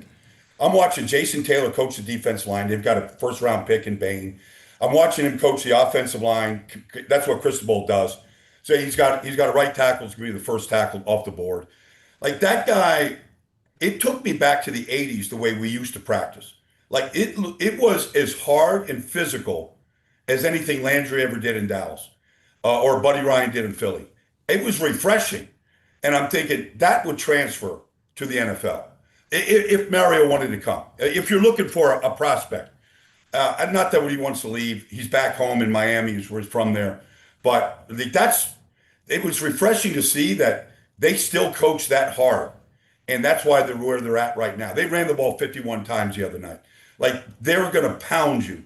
And they're going to, like, just watching guys practice, I told him, I said, I haven't seen a practice like that in years at the NFL or college level. When we got to 9, I started to have this conversation because there's too many openings. Like, where are the guys coming from? Like, somebody come from college. And I know teams were still checking on Freeman, even though he had said or indicated he was going to stay there, and seems like that's out the window now. I was asking about Dan Lanning, possibly. Yeah. I think now, so it's sort of being run like an NFL program, free agency, the transfer portal, all that stuff. And I thought that was going to help, and maybe we're a year behind. Maybe it's coming next year because you're also starting to build a pool of college coaches with all these guys and the success that they're having. So I thought that was going to translate quickly to the NFL because go back to when, we want college schemes to the NFL and that's what we're about. Now, I think the number of college coaches that have failed at the NFL level is leading to a little bit of reluctance here. But I think they're starting to see that. It was in the past, right? Like it was a different, where the difference between Saturday and Sunday was stark. Where I think now it's much closer together. I'm with you. I'm with you.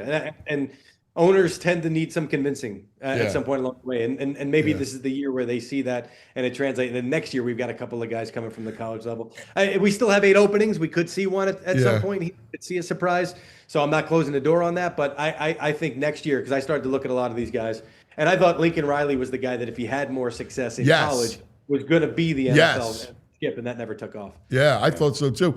And it doesn't work the other way around too, where they're paying big dollars in college, and it's a lot, free agencies, the portal, the whole thing. Yeah. So if I'm an NFL guy, I go, man, I'd like to go to college and get a program. I'll get paid. these guys- it's a lot of work, but It's a ton of work. Yeah. It's a ton. These guys have heard horror stories about how, now they put the guardrails on it now, from what I No, I don't think so. I mean, it's still like transfer portal is open, like, and they haven't finished the season yet. These guys get no time.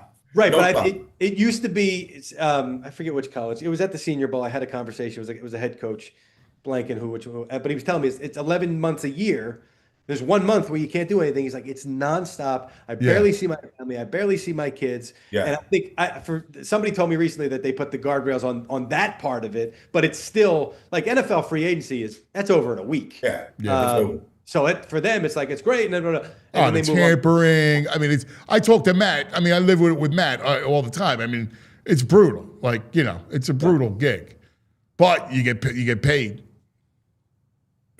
But if you can't enjoy the money, Yeah, exactly. Who cares if you're sleeping on a pile of cash? Your wife's got a great life. Yeah. That's true. That's true. Boys, you guys are the greatest, man. I look forward to this. There's nothing like it, man. It's going to be a great weekend. Baldy, have a safe trip. Mikey, no one's better at getting that information. I know you'll be busy all weekend long. You got all kinds of stuff, so we'll all be following both of you. It's the greatest, man. We love you guys. You got it, cuz. Okay. See you, got it, Mike. See you, Enjoy cuz. the divisional Take care, weekend. guys. See you, boys. There they are. How about that? Woo! That's some fun Some good stuff. football talk there. All right, we got Danny D is in the bowels. I want to show you a video. Danny D sent it to me of a local pitcher. All right, workouts have begun for baseball. In fact, we got practice tonight. There's a kid, and Danny D's going to show you because he sent me the video. I watched him. A local kid who is throwing beyond gas. You want to see this kid throw gas? Stay tuned for Making Varsity. That's coming up next. But first, a word from our friends, our sponsors, whom we appreciate. Sorry, Hannah. If you can give me 2 minutes, my feed just crashed on my spots. So if you wouldn't mind giving me 2 minutes, I'll grab it for you. Take your time. Danny D's going to come up in a second. But the Baldy Mikey G stuff, interesting. The takeaway is McDaniel. I want McDaniel bad. And I think McDaniel's the answer. He's the answer to unlock a lot of this offense. Mike telling you that Tampa and Todd Bowles is going to make a big push for McDaniel. That's the only scary piece of it. Yeah, he's already down there in Florida. It's a little nicer. Fans aren't as rabid down there. Right. So that's the one worry. But let's take a quick TO. We'll come back. Making Varsity's coming up next. We got a weekend of NFL playoffs. Oh, my. Make sure you got your Xfinity set up in order. Call today. If you're not in order, you got to get to Xfinity today. The setup is next level. You got to check it out. It's unbelievable. It's the only thing I have that I love is my Xfinity setup. I got next level watching. I got Series 4K, enhanced sound. I mean, you name it. It's such a great place. And because I watch all this stuff and I love all this stuff, there's nothing better than Xfinity. You got it all. There's no annual contracts, no hidden fees, and Xfinity's best equipment is included. Take it from me, a lot can change in 5 years. Championships are won, records are broken, dreams grow bigger, but your Wi-Fi should stay reliable. Learn more, Xfinity.com. Xfinity, imagine that. Restrictions apply. Hey, our friends over at TrueMark Financial got something really cool going on, and it's all about savings because we know it's hard with those big banks to get any good return on your savings. So if you've been looking to take advantage of a great way to boost your savings, here's one you don't want to miss. TrueMark Financial is offering a limited time, 5-month certificate at 4.25% APY. And with just a minimum deposit of $500, it's an easy way to get started.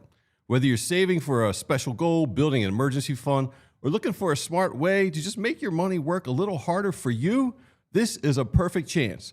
This certificate is a great option, and you get it at truemark.com, and you can do it easy. If you don't want to go online and do it, you can visit one of their 24 branches throughout the Delaware Valley. So the annual percentage yield is accurate as of 12/15/25, subject to change. The certificate requires a minimum deposit of $500. They are federally insured by the NCUA. So visit truemark.com for all the details. That is truemark.com. All right, welcome back. Time now for our fun. We got our boy, Danny D, the AD. That's right. As we do our Making Varsity segment. Good morning, Danny D. How we doing, cuz? Good to see you, brother. Danny D and I were at Chickies and Pete's yesterday. Oh, yeah? In South Philly. Yeah? We saw it around. A lot of people hanging out. Yeah. Anthony's celebrity, man. No, not. He gets stopped everywhere he goes. Yeah. Dude, it's ridiculous. We were having fun at Chickies yesterday, and it was good. I like crab fries. I mean, just saying. Tommy Cherokee. Yeah. Yeah. Do you? Yeah. Good. Thanks. Who's the guy who owns Pass Young? He was there. That's when I was the JP, our man JP who owns the Passyunk pub in London. Yeah. He's got I think 5 of them now. He's in town. Yeah, what's that? He was in town? He was in town. Hanging out with John Brazier. And Sidney Webster. Oh, yeah. Wow. Who's? Town City, yeah. Who's? Who's? So anyway, I bring this up because Danny D goes, dude, I know how much you love young prospects and phenoms. So he goes, watch this kid throw. Set it up. Yeah, so there's a junior at St. Joe's Prep. His name's Cole Kuhn. Really cool story. Played freshman baseball. The freshman was about 5'9", 5'10". Had a crazy growth spurt. Going into his sophomore year, he's probably about 6'4", 6'5" now. Right through high 70s as a freshman. Was throwing around 92 last year. He threw the other day 101.8. Dude! 16? Gas, 16. Dude! 16. Why don't you see this kid? Absolute Cole! gas. Absolute gas. And he's like 3/4 sidearm type. Like it's high. His it's not like a delivery's low. effortless. It's like it's so smooth. You got the video? Watch this kid throw. This is awesome.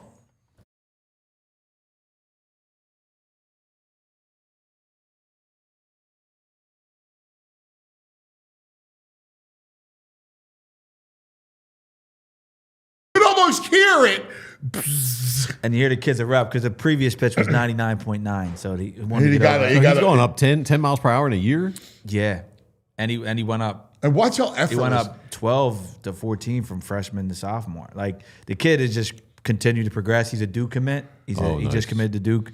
Really nice kid. He's into photography. He helps like their broadcast team at St. Joe's Prep. Like super involved in his stuff. But I mean, just with that size, he's first round pick. With that size, Were you AD when he came in? Would you bring him in? No, he just kind of showed. He's one of them kids that just showed up, man. Yeah. So Great lesson, man. grew. You know, it's just your body. You don't know when you're gonna grow. Like he had a huge, growth spurt. For him to kind of continue to progress and get better, it's wild. But 101.8 is 101.8. Are you kidding me? And just the effort. He's got a great leg kick. Great finish. Just the way he effortless. Oh my God, his motion. He might break things when he sees stuff like that. He gets so excited. Crazy, right? You know, he gets so excited. I love quarterbacks and pitchers, man. I love the art of throwing a ball. I love it. I love it. It's a great art. And when I see a kid and just how because a lot of kids herky jerky, right? Shoulder, elbow. That's where you run the problems. So it looks like his delivery is good, sustainable. Yeah, he's got that. And he's got good length. Got that slot, and he's really calm and collective on the mound. He does a really good job. Like, big things ahead for him. So, like, did he have a decent year last year? He was good. Like, I think he was still figuring out. Like, he grew so much. I think, like, he was good. You gotta get used to your body. Yeah, like he was good last year. But you saw the potential. And I mean, he started varsity games. Like, he pitched big innings, but I think he's gonna take a huge step this year. And then obviously he's got a whole nother year of high school left. Jay Miz in the chat saying, tell him to get the Tommy John surgery now. Well, don't even joke about that because there are parents that do that. I know. There are Proactively. parents. I know. It adds philosophy. They do. Like they'll get it, and you can't do that to kids, man. You just can't do that to kids. But great family, and he works really hard. So he's a great kid. I'm happy for him to see the progression for him, and yeah, we'll track him this spring. We'll be talking about all the local baseball prospects, see how they're going. I love it. Yeah, because listen, coming out of the Catholic League, soon to be starting for the Detroit Tigers, Kevin McGonigal, who is a stud.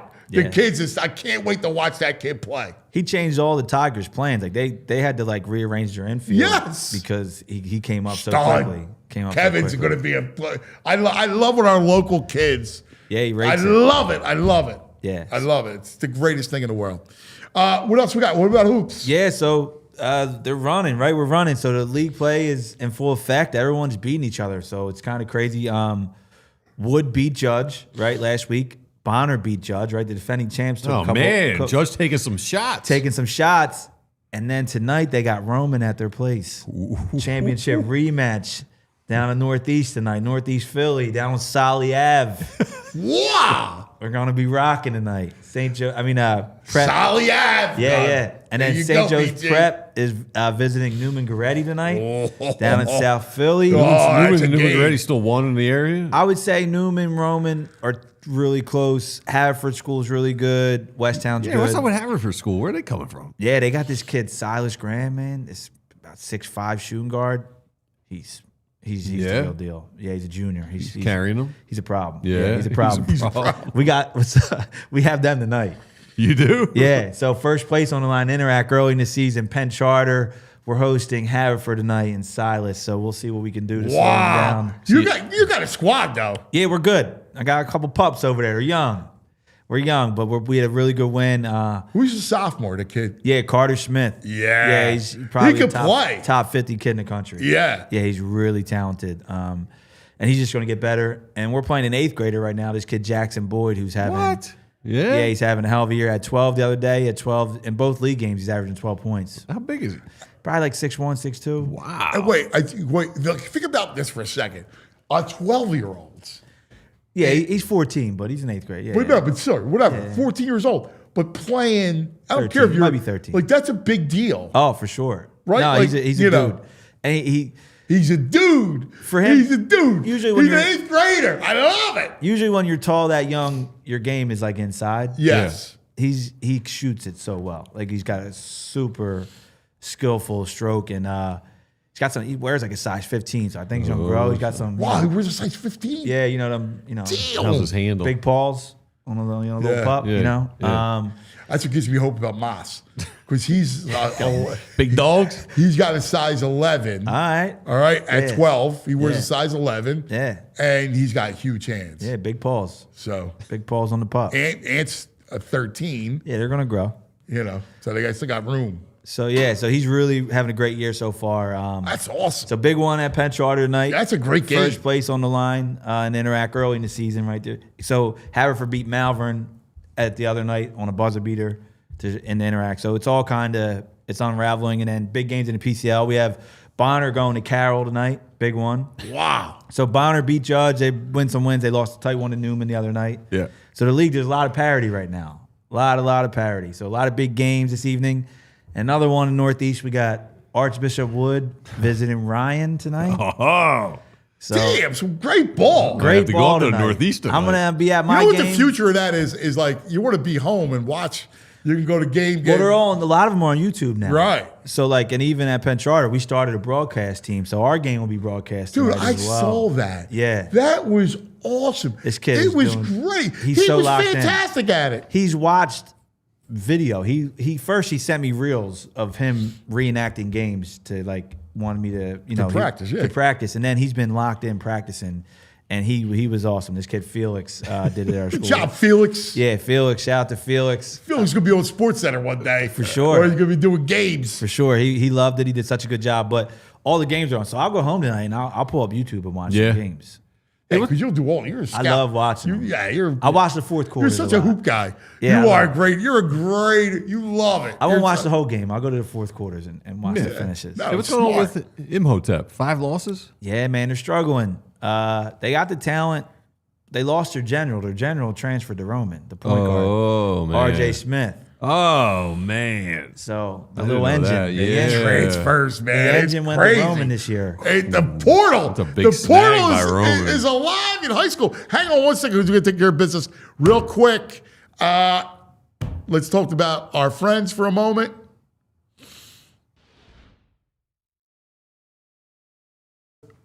Rothman, all right? Every week, we always tell you about the great doctors at Rothman Orthopedics. They keep us in motion. The beauty about Rothman is there's a team for every body part. So you got elbow. I got this elbow thing. When I'm do curls, like I'm trying to keep up with Anthony, it's killing me. And on my elbow joint is barking. So I gotta go to Rothman. Then I got knee. They already took care of my Achilles, right? But they got back, wrist, hand, you name it, neck. They did VG, right? Like, so they'll get you back in motion, and getting to do what you love to do is the greatest gift. Their doctors are like the angels doing God's work, man. It really is, and we're lucky to have them right here. They're all sports doctors. You see them every other week on the show. They know what they're doing. They're going to get you back into motion. Visit RothmanOrtho.com/PHLY to get it started. RothmanOrtho.com/PHLY and get back to doing what you love thanks to Rothman. Hey, let's talk about Elkins Chevrolet. Elkins Chevrolet is run by 3 brothers, real brothers. They're local guys. They're family. It's a big family over there at Elkins Chevrolet, and the brothers are there every day making sure the deals are good. And right now, they're lining up deals that are hard to beat. They got a huge inventory of Chevy trucks, SUVs, everything people actually want to drive, like Silverados, Colorados, Trailblazers, Equinox. They got it all. And the prices, well, they'll move fast. If you've been thinking about it, now's the time. Whether it's getting to the game, going to work, or just going around town for a bit, you'll drive off in the perfect ride, and it'll be at the perfect price. And here's the thing. This isn't just a one-and-done kind of thing. These guys got your back, so you'll come back to them again and again because they treat you right. No runaround, no games, just real people, real deals, and it's Elkins Chevrolet. What more do you want? Real brothers, real deals, and they got a whole lot of honking good service going on. Easy to get there, Route 73 South in Marlton, New Jersey. Together, hey man, together let's drive. Well, welcome back, and we are about to head to overtime. It's OT in the city. Overtime. So make sure if you're watching on any of our streaming services, go to YouTube and do us a favor. Subscribe. It's free. Comes right to your phone every show, right? Subscribe to the network, PHLY. Get all the shows, all of our great content, and hit the likes, man. The likes help. All right? It's all about the algorithm, all about the analytics, which I hate, but it's part of the gig. So do us a solid and hit us the like and subscribe as we continue with Danny D. Danny D, we're just talking about transfers. Yeah. How big is the portal? Now, obviously, you're not getting paid, not yet, but of course, that's on the horizon. In high school. Well, some kids do get paid in high school when they leave to go to these academies. Like, there's 2 kids that left the Catholic League last year that, I know they got paid to go to different type of academy-type schools. So, like the IMG of the world. Yeah, I don't know if they're paying, but there is some academies and some schools that are like starting to pay, and it's legal in some states. So they're starting to move. And yeah, I mean, I think a lot of it's the culture. It's like, it's a very like, what have you done for me lately culture, and everyone's trying to just find the latest, greatest. There's not a lot of, people don't want to wait. There's not a lot of patience, a lot of instant gratification, and they see what's happening in college. So they're like, I want to go to a better situation right now opposed to sticking out. So it's a serious thing in high school. I mean, I would say after the season ends in March and April, I think there's a bit of a shakeup every year where people bounce around to different places. We were just talking about a guy, Luca from Radnor. He's now in Missouri. Yeah. At Link Academy. Yeah, he's a Gonzaga recruit. He's a Gonzaga recruit. And he was getting recruited by Oklahoma. He was getting recruited by a lot of different schools. And I know Gonzaga dropped a bag on him Yeah, so now he's in Branson, Missouri. So he's in Missouri right now for a senior Let me year. ask you a question. If Gonzaga drops a bag on you, right? You're that talented. Does it matter where you play high school? Yeah, he could have just stayed. I think progression. I mean, the league's great. Maybe he didn't, like how he was progressing at Carroll. I don't know the kid that well or the situation, but Carroll could use him this year. They're good. They're like good. If you have a commit, if you got a committable offer. Yeah, he committed early. He committed probably in like October. So he had plenty of committable offers. He's a big time guard. He's like 6'5" shooting guard, 6'4" shooting guard. Really talented. 45th in the nation. I guess if you're ranked that high, like, what's the purpose? Yeah, I don't. Of spending your senior year in Missouri. Yeah, I don't. For me, it's the thing is like, dude, your kid's going to leave you for 4 or 5 years anyway. Like, you might as well keep him in your house for another year, right? Like, why are you speeding up the process, especially if he already has offers and he's already going to. I want to slow it down. Yeah. Like, I'm all about reclass because I want to keep my kids with me. Yeah. But I don't know if I could do that. If I could send my kid to like hockey, you got to send him away at 15, like 8th grade or whatever. 14. I don't want to do that. It's starting early. So I love my kids. I want them to stay there. I love my kids. Like those hockey parents hate their kids. But you know what I'm saying? Like, I don't want to do that. I love my kids. But you know what I'm saying? I don't mean it like that. I mean it like, listen, this whole idea of, hey, let your kids leave at like you're 18, time to go 21, go get an apartment. I'd be like, dude, stay here as long as you want. Bring you get married, bring your wife in. Italy, European way, you live till like you're 30. Italy does it right. Well, Italy, you get like tax breaks for taking in your parents or vice versa. Like the more you have in the house, they give you more money. Like they encourage that loyalty. I love that. Yeah, it's. Why do you want to be in an empty house? It's so lonely. I hear you. So people, maybe it's financial. I don't want to judge everyone why they do it. Sometimes it's a financial thing that might set them up, or maybe their living situation isn't great. Yeah. So I don't want to knock everyone. No, for me personally, it's like I think keeping your kid as long as you can. You're going to lose them for 4 or 5 years, and then maybe for not lose them, but not have them under your same roof for a long time. What I find more interesting about the story is you got a 6'5" guard from Radnor, and Villanova offers him, and he turns it down and goes to Gonzaga. Yeah, it's like that's where Nova's at right now. It's kind of wild. Yeah. It's kind of wild. Like it's been a long time since like a McDonald's All-American stayed local, and it was probably Malik Waynes at Villanova back in 2009. Like that's Jay. Yeah, but that was like the last time. It's tough. People want to go to different areas. So like when you're building out staffs, I always think college coaches, like there's a lot of local guys on these staffs. I'd get guys from like Texas and get guys from like other states because that's the allure is like coming to Philly. Like people want to get away. That's just what the move is right now. So it's like I would. It's a shame, man. We can't keep our own talent. Like I look at the Big Five and it's sad, man. Like it's just we don't matter. That's tough. Although they got the R.J. Smith, he's a LaSalle commit. Yeah, I mean, look, he'll be really good. I know his father, Ryan, good family. He's really talented. He's 5'9". All right. Like he's uber talented, but he's 5'9". Like he's a dog. He's a phenomenal leader, and I'm sure he'll play for them and probably transfer up at some point. But like, he's not like a big physical guy that's getting all these different offers.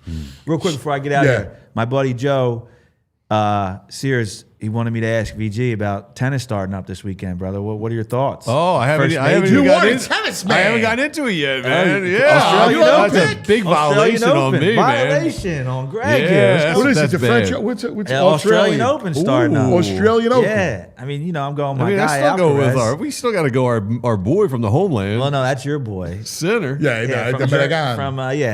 He's up on the Alps. So the Alps guys don't count. They don't. I go with my guy Alcaraz. He's going on a trip with his father, my cousin, the whole family, his cousin. We're probably going to go this summer. We go every couple years, but my dad doesn't really like going to North. Why? It's fake up there. Too much Swiss and German influence, They don't use olive oil up there. They too use much butter. It's butter. It's no olive they use oil. butter. No, they don't use oil. We go middle and down south historically, but we're going to hit the lakes and see the Dolomites maybe. So we're working through the itinerary, but all right. Yeah, I'm checking it out. I'm still going to go Sinner.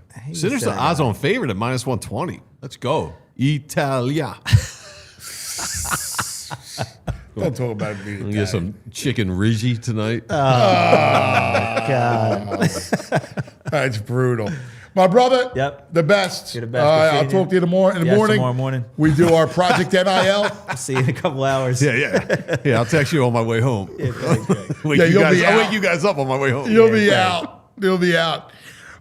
Hey, coming up, I'm very proud that we have a partnership at ALLCITY with Big Brothers, Big Sisters. One of the great organizations. I mean, you want to talk about having, making a difference and helping shape lives. What an incredible organization. Marcus, come on in there, Marcus. What an incredible organization. In fact, I have a dear friend of mine, Joe Marone, right? And Joe is a dear friend of mine.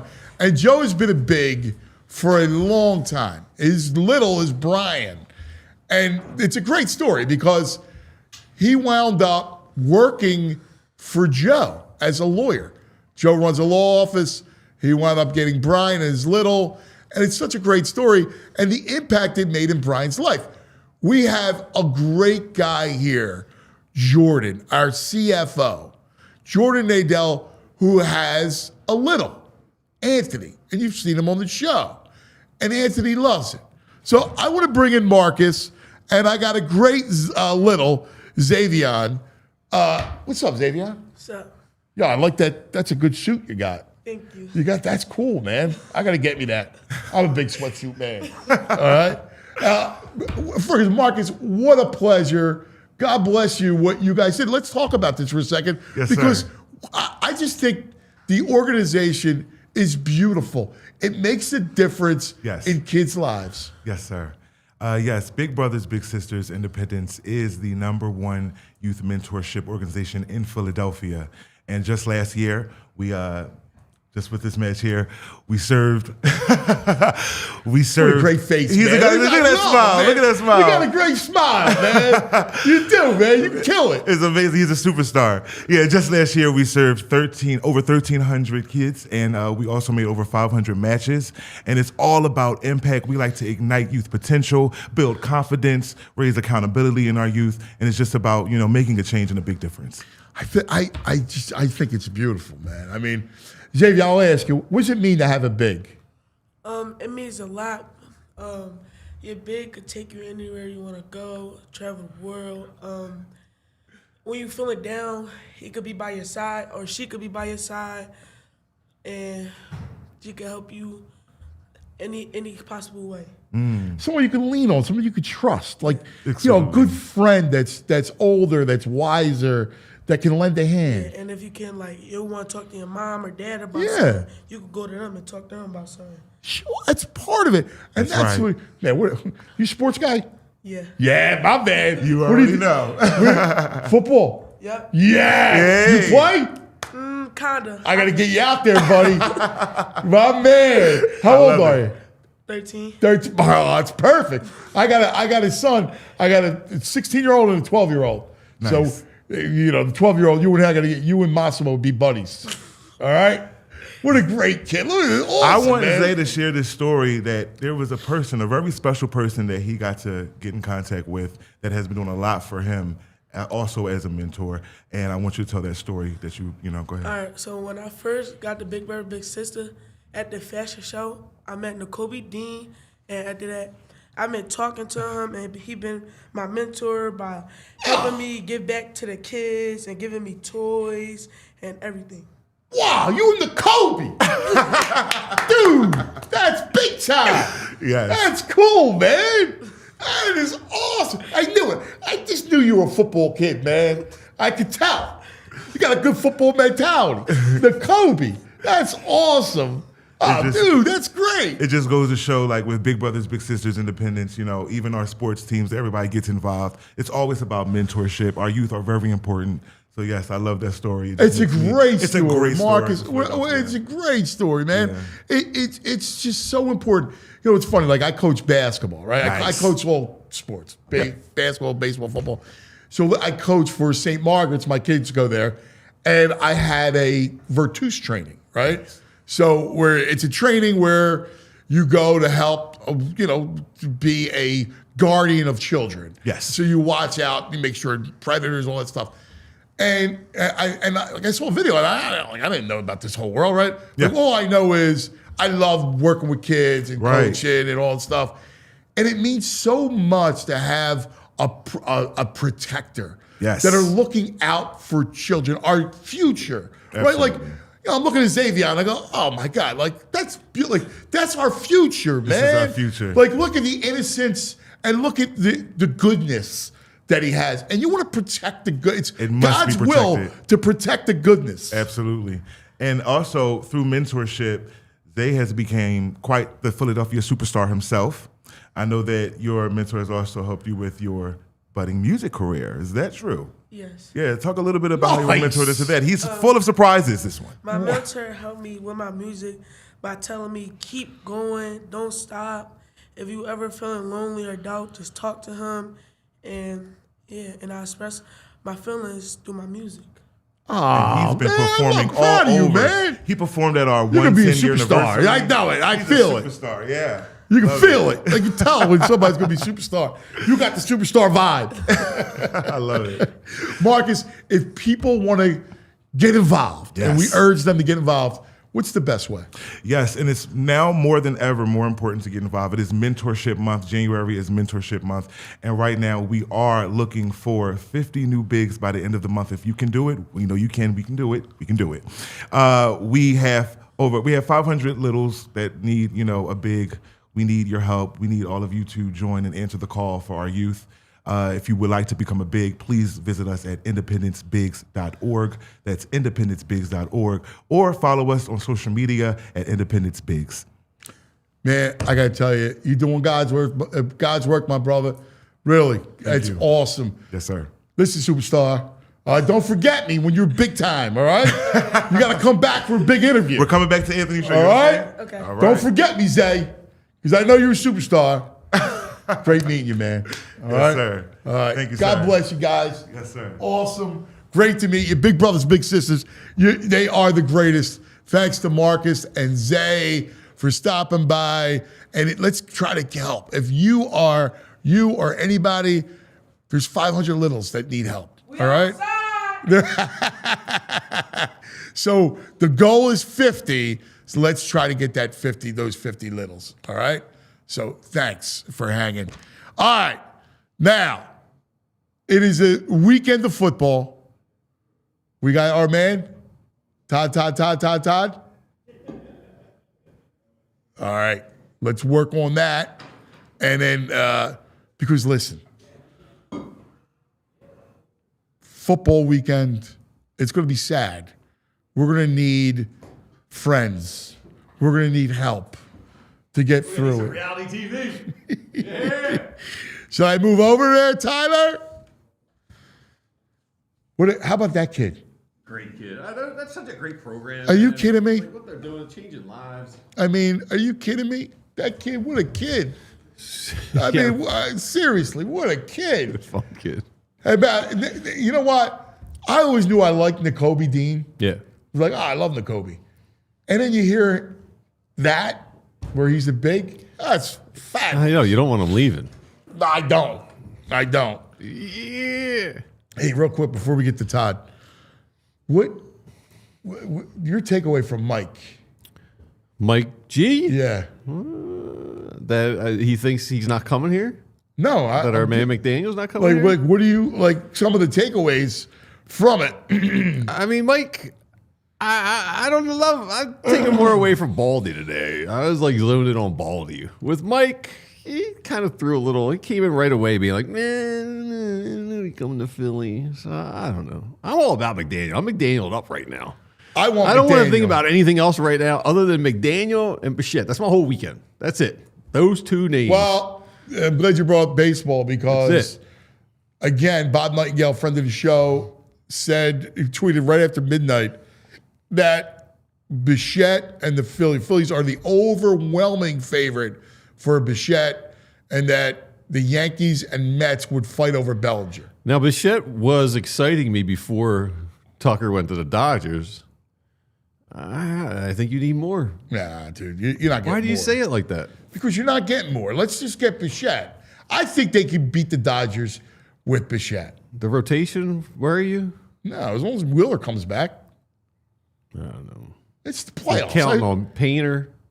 Okay. And Taiwan. I believe in Sanchez. Yes.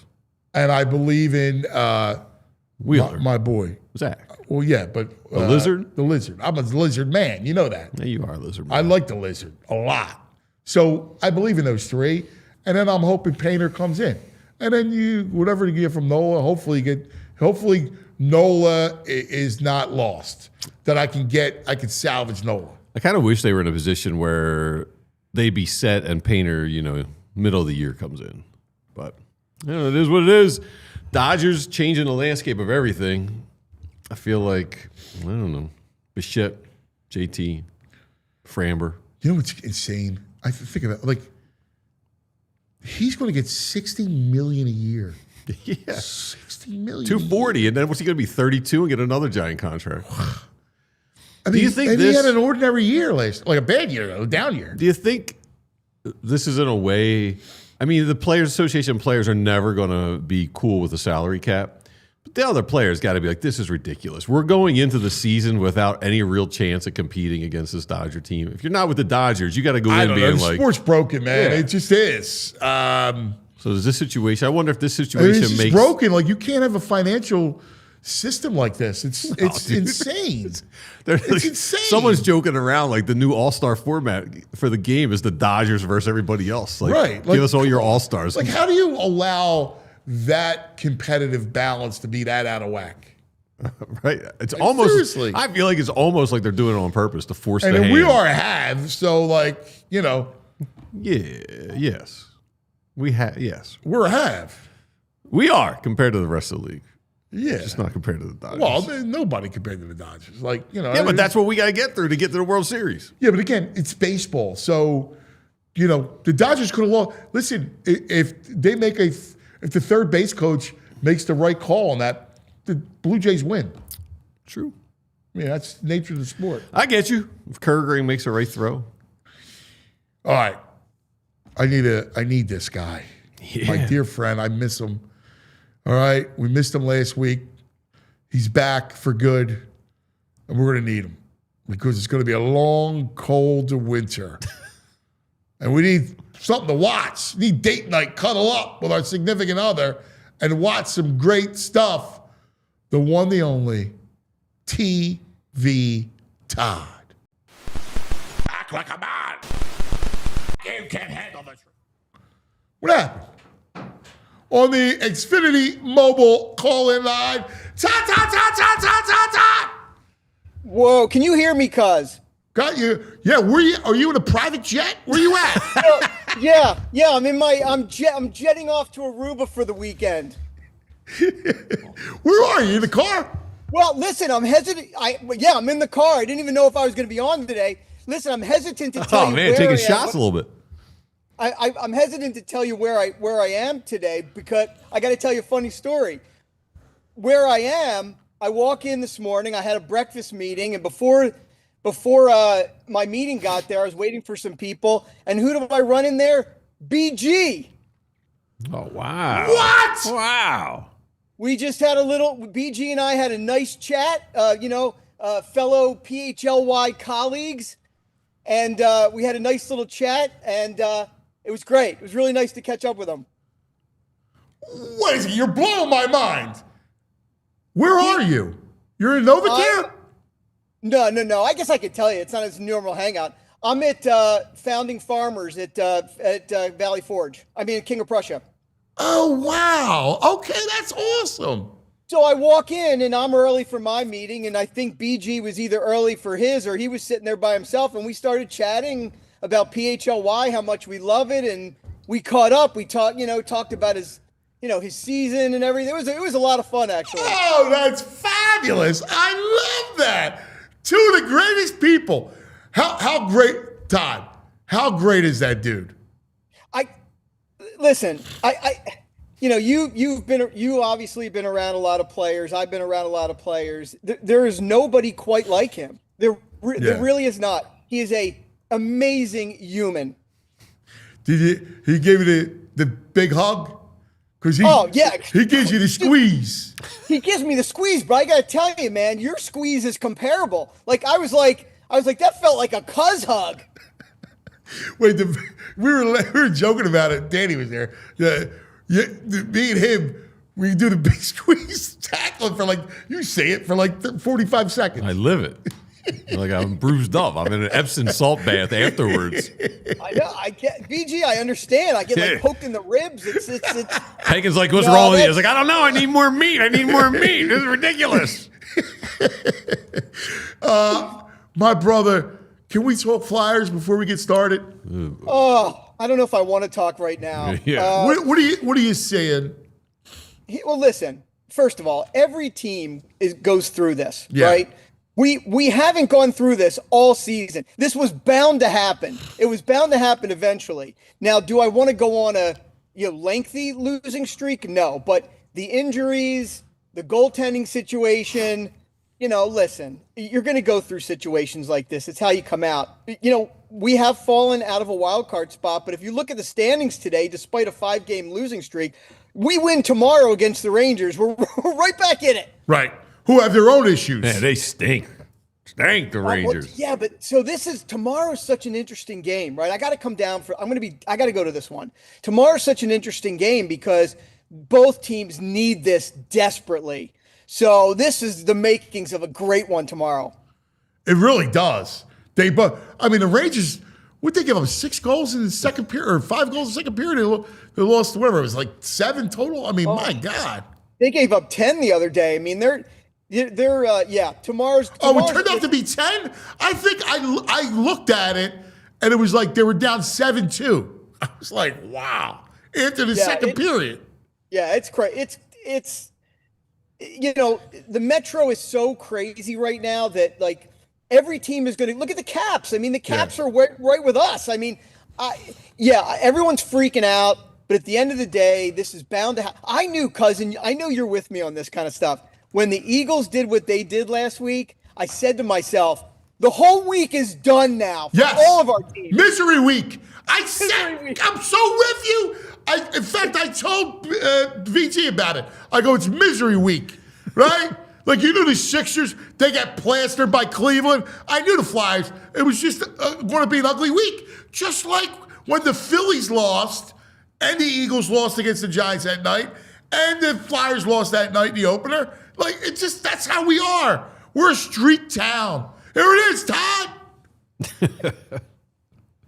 You know what, though? Listen, I don't know how it's going to pan out, but I'll tell you this. I have been watching. I've gone to a few games. I've watched Kolosov with the Phantoms, and he's been playing great.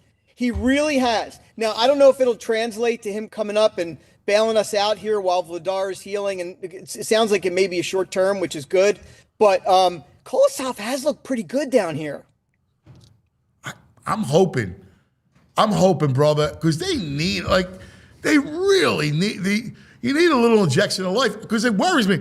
You're right. You just can't have some prolonged losing streak because they are a little fragile in that, you got off to such a great start. People, I hate all the negativity that surrounds it. Oh, they're back to their means. See? And they're tagging it. Dude, it's a rebuild. You're not going to, I agree, we get a little crazy and go, make a playoff run. It is what it is. You can't lose sight of that. And they've made strides, and you can't lose sight of that either. No, it will always be a bubble team this year. And at the end, and the bubble means they may or may not make the playoffs. Yes. But so far, what are we? We're January 16th. And so far, up until this week or last week, the middle of last week, this team has been rocking and rolling. Yes. So I just can't say the season's over. I don't buy into any of that. I would tell you a quick funny story. I don't want to derail this into all hockey, but I went to the Hershey the other day. I was at that Hershey Bears game where the Mites fight broke out. No, you were there. Yeah, and this has been lost in the whole national story. Only you guys will appreciate this. Guess who the goaltender was for the Cleveland Monsters, who were the team that the Bears were playing that night. Ivan Fedotov. No way. Are you serious? Fedotov? I was sitting right in front of him. I was like, oh my God, Fedotov. And of course, he gave up like a late goal and the Bears won. But I'm like, that was crazy to me. Oh my God. That's how big. You're sitting behind him. You like watching him in goal. He's so far above the crossbar. It's crazy. You know what? He wasn't as floppy and adventurous as I've seen him in the past, but he's still Ivan Fedotov, right? Yeah. But listen, the big story was that fight that broke out during the Mites on Ice. So wait, so you're seeing that live? Were you watching that live? Yeah, I was there. Were you wondering like, yo guys, like when are you gonna break it up? Well, I don't want to, again, I don't want to get too far into it, but the league that those kids are from has a certain reputation. Oh. And I immediately thought, well, this is what some of these parents have said these kids do during games. Like, this is just out of control. But now this whole idea that they're coming out and saying it was staged, well, that doesn't make it better for me. I feel that that's worse. That's such poor judgment. When you see like that goalie, for example, rolling across and rocking a kid, someone could have gotten seriously hurt. I mean, it's Kid Fight Club. Like, I mean, what are we talking about here? Are you nuts? Like, I can only imagine if it was one of like we've had certain situations. You run out right away. They were like, "Yeah, go ahead." Like, what are we doing here, guys? It had to be staged, though. Yeah, yeah, insane. Well, I think what happened likely is the parents said to the kids, "Go ahead and do that," and then they didn't have any leash on it. And, because they're children, right? WWE. Exactly. Like you're gonna go like pro wrestling when they know the limitations. Right. I just love that my Hershey Bears are national news now. Oh, it's the greatest. That's the greatest. All right, so it's a depressing week. We want to escape. How do we escape? There's a lot. There is a lot, man. Let me get my pen.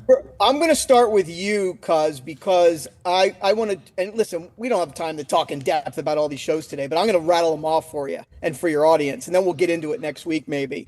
But a show that you're probably pretty pumped that's back now for its second season, pretty sure the full season has been released, is 1,000 Blows. Yes. 40 Elephants. The story of the Victorian 40 elephants. And freaking love it. Love 1,000 Blows. Yeah, I seem to recall, that when they shot the first season, they also shot the second season. Yeah. So I'm pretty sure the whole season is out now on Hulu. But that just came out for you. Oh, that's great. Is that the boxing one? No, it's boxing, but it's going back to old England. It's like I love the 1800s, and I love that stuff. Yeah, it's based on a true story, VG, about this all female gangster group called the 40 Elephants. All right. And you have these guys come over. They're from Haiti, from the islands, and one guy's a fighter, and there's a gang, and the female guy. It's awesome. It's a great show. I love it. Yeah, it's super, super cool. One of my favorite shows is back. It's not for everybody, but it is an awesome, awesome, awesome show. Very fast dialogue, very interesting look into the financial sector in London. Industry is back for its fourth season. Man, and I mean, people this show is, love it. It is the best, man. And here's something. It's so funny. well written. It's the writing on that show is spectacular. It's so well cast, and I watched the first episode this week. It's already it's so good. So 1,000 Blows, Industry. What you also have is a bunch of stuff on, just streaming documentaries and Netflix series. That series, His and Her, on Netflix, which is #1. John Barenthal. It's a husband and wife team that are involved in their ex-husbands and wife, I guess, and they're chasing down a killer. #1 series. I know people that have watched it. They've told me they absolutely love it. There's a huge twist at the end, which I don't even know about. So that's a big one. Like a lot of couples are watching that. It's a good date night type show. John Barenthal is so awesome in everything he does. Side note about John Barenthal, starting in March, I believe, he's starring in Dog Day Afternoon on Broadway. I'm definitely going to that. I'm going to that. Wow. Yeah. Oh my God, that'll be awesome. I know, cause they're like recreating the whole 70s scene on stage, and it stars Ebon Moss from The Bear too. Like he's in it as well. Oh my God, I'd love to go see that. Oh, oh man, that would be fantastic.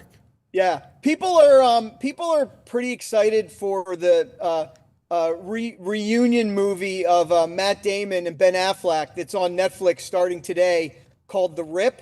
Yeah, and it's based on a true story. It's about these cops in Miami in the early 2000s who found they were doing an arrest, and they came across like $20 million, and I think they tried to embezzle it or hide it or whatever. So it's I've heard the early reviews on this film is that it's really good.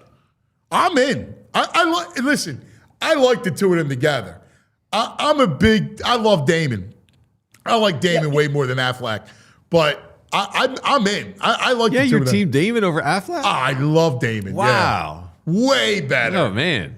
I'm Team Affleck. You like Ben? Yeah. Over Damon? Damon's awesome. Damon feels like a Tom Hanks kind of guy to me. Hanks? Yeah. No. Yeah, very similar. No, similar? There's nothing similar about them. Yeah, just mid-level, no range acting. Damon? Yeah. Damon's awesome. Affleck's got no range. I don't know Matt Damon. Break the tie. You're the expert, Todd. I'm a Damon guy. No, you're a Tom Hanks guy, too. A man of taste. You got no taste. Come on, man. Damon couldn't do anything as good as Argo. Come on. Argo? Yeah. Stop. Your taste is so bad. I'm the trash man. You're the worst. You are the trash man. Yeah, come on, you were dude. like Ben over Damon. Damon's elite. He's great. Who is he? Damon's elite. Mallrats, Ben Affleck is casual male or whatever that character. He's so good. All right. I'm sorry, brother. I gotta also recommend to you guys. We haven't talked in a couple weeks here, but I gotta recommend a series I watched over the break. A lot of people did, and I gotta keep bringing it back up because it was one of the best things I watched over the holidays. Death by Lightning on Netflix. Death by Lightning. It's a period piece that stars Michael Shannon and Tom from Succession. And it's the story of President Garfield and his assassination. I saw it. Dude, how great was that? Oh, I forgot it was called Death by Lightning. Fabulous. I freaking loved it. It was so good. Tom was outrageous in it. Like, I as an unhinged guy, wow. He was unbelievable. Absolutely. You're sitting around watching Death by Lightning about President Garfield? Yeah. Yeah? I'm impressed. I loved it. Me and Tam watched it. Yeah, loved it. Tam like it? Yeah, we just rolled through it. We loved it. All right. Both of us loved it. My wife, daughter, and I we all loved it. It's and I'm not that into those kinds of shows. It is so good. Tom from Succession, completely unhinged. That has to be the first assassination where there was like a. It wasn't like even politically motivated. No. It was like more of like he became a stalker. Yeah, he was obsessed. Yes. Yeah. So good. And by the way, is that Tyler pulling up those images so quickly? Shout out to Tyler. Tyler killing it. Tyler is killing it. Killing it. I mean, I can't believe you said that. It's so I was so impressed by it. I enjoyed it. Yeah, there's so much stuff that happened over the How did you holidays. even find it? I don't know. Pop up on your Netflix algorithm? Is it on Netflix? Yeah. No, VG was in the top 10 of Netflix all through the holidays. Oh, I never look at the top 10. That's my problem. I don't know. We stumbled on it, and I love period pieces. All right. Hey, speaking of which, brother, my favorite show is back, but I can't see it. It's only on Sky. It's Gamora: The Origins, the prequel about Don Savastano in the 70s. and I just keep seeing it on Instagram, and it's killing me because you can't see it. How long does it take for you think it to come here?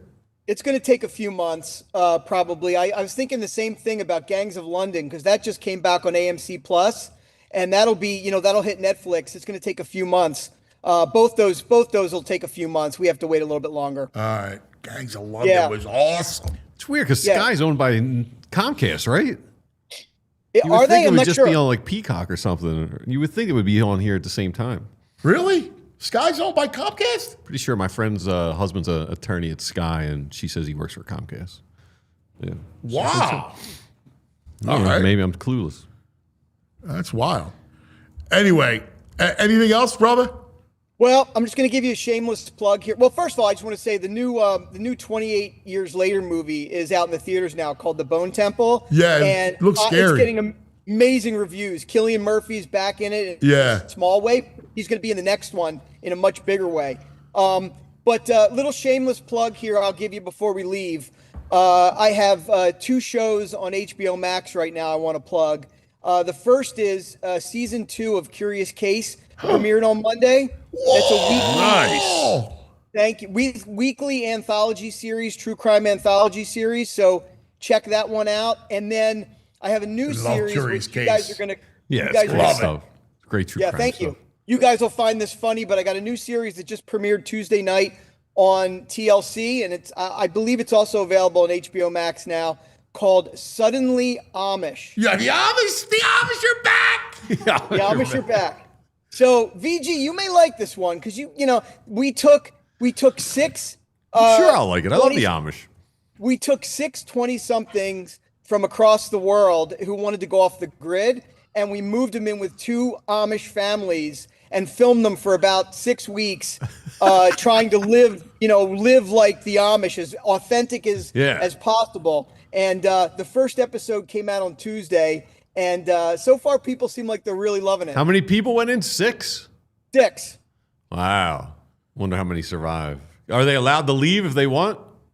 You're allowed to leave if you want, and if they survive to the end, we do like this day of reckoning where they have to decide: do you want to continue in this lifestyle, or do you want to leave the Amish community? And so I don't want to give anything away. Yeah.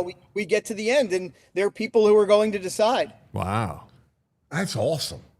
The Amish is a great template. Dude, you survive it. You would survive a day. No sports. There's no way I can survive. Sports. No, I would be out. No. Here's the number one thing, and I should have saw it. It was very obvious coming, but being as a production counsel, the biggest challenge that I had in that show and making that show was the phone addiction that these kids have. Oh, yeah. And of course we take their phones, right? And they really struggled with that. Really struggled with that. Beyond, it was like taking heroin from and detoxing somebody. So that was pretty interesting to deal with. Oh my God, I couldn't even I couldn't imagine it. No, dude, no phone, no chance. No sports. Nah. Can I use my Kindle? Can't even use a Kindle, can I? Nope. Nah, there's a guy. No, to show you how I gotta read a Kindle. To show you how serious we were about it, and it's covered on the first episode a little bit. We have a cast member who's hard of hearing, and his hearing aids are Bluetooth connected, and we can't allow the phone. So he had trouble, living the Amish life, being able to communicate without the technology of hearing aids. Wow. That's wild. That's interesting, man. I'd like to do it for a day. I would love to see you do it for a day. You got connections. Let's get him in there for a day. We can do it. I got no pasta. Yeah. I'll do it. I'll do it for a day. It'll be a blast. That'd be fun. Let's do it. Can you set it up for Monday night so I can sit outside watching a national championship game? Get out of here. You're inside. I'm in. Let's do it, brother. I'm in. I love it. Todd, I need your help because Pega's trying to get me to watch stuff now that football's winding down. She's bringing up The Seduction and Jasmine, both on HBO Max. You got any intel on either one? I haven't heard anything about either of those shows. Okay. It looks like No. Yeah, it's like kind of date stuff. I don't know. I'm not that into it. I'll tell you what's a great movie if you want to head out to the theaters. I really liked it. I liked Bradley Cooper's new film, Is This Thing On, a lot. Oh, I heard it got great reviews. I loved it. I'm a big fan of I'm a big fan of the comedy world, so I dig it, and I love The Cellar in New York. And but Brett, first of all, Will Arnett's great, but Brett, and it's based on a true story that didn't take. I think it happened in another country, but Bradley Cooper's character in this film is so hilarious. It's such a great role for him. I really enjoyed it. It's one of those films you can go out on a Saturday night and really enjoy. That's awesome. That's awesome. Because I heard it's great. I read it. Like everyone said, it's amazing. How about Marty Supreme? I haven't seen it yet. What's funny is I saw The Housemaid. I saw The Housemaid before I saw Marty Supreme. I heard that was okay. The Pagan said it was all right. Here's what people don't understand about that film is Feig, who made it. He is a legendary comedy. You know, he did Bridesmaids, and he also does a lot of true crime kind of stuff or crime movies. He made the perfect combination of kind of tongue-in-cheek, kind of almost ridiculous at times, over-the-top type stuff, a comedy combined with a very serious situation that morphs into a very dark situation. It is a movie that definitely has some twists and turns that are super fun for the theater. And I understand why it's making gobs of money and why people love it. It is a fun movie, and it was designed to attract the people who like romance novels and that kind of stuff versus people who like dark crime stuff. It's a fun movie. Well done. That's awesome. I'm in on that. Yeah. That sounds good. My brother, we love you. Great stuff. Love you guys. Saving the day. See you next week. See you, buddy. Saving the day. Saving our weekend. All right. That's going to do it for us. We're going to go back in the day. Yeah. Where are you taking me? I think you'll like this one. Okay. Football. We're going back. We're going back. We're going back in the day with True Mark. Oh, yeah. Football and halftime was halftime. And here's a picture of Len Dawson enjoying halftime with a Fresca and a smoke. Oh, my God. How crazy have times changed? That was halftime. That's halftime. That's not post-game. That's halftime. That's insane. Much has everything changed? That's insane. That's great. So nice. That's great. Great job, buddy. Yeah, good week. Appreciate it. We got through it. Misery week. Yeah. Well, we got through it. Not exactly. There's not a lot of light at the end of the tunnel except for Bichette. Yeah, we'll get that news this weekend. Hopefully. Yeah. All right, everybody. Have a great weekend. Thanks to Tyler and then Jules, closer. She's like you came in like the tarantula. The Durantula.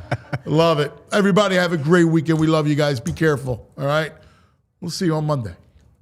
We all silly like the mayor.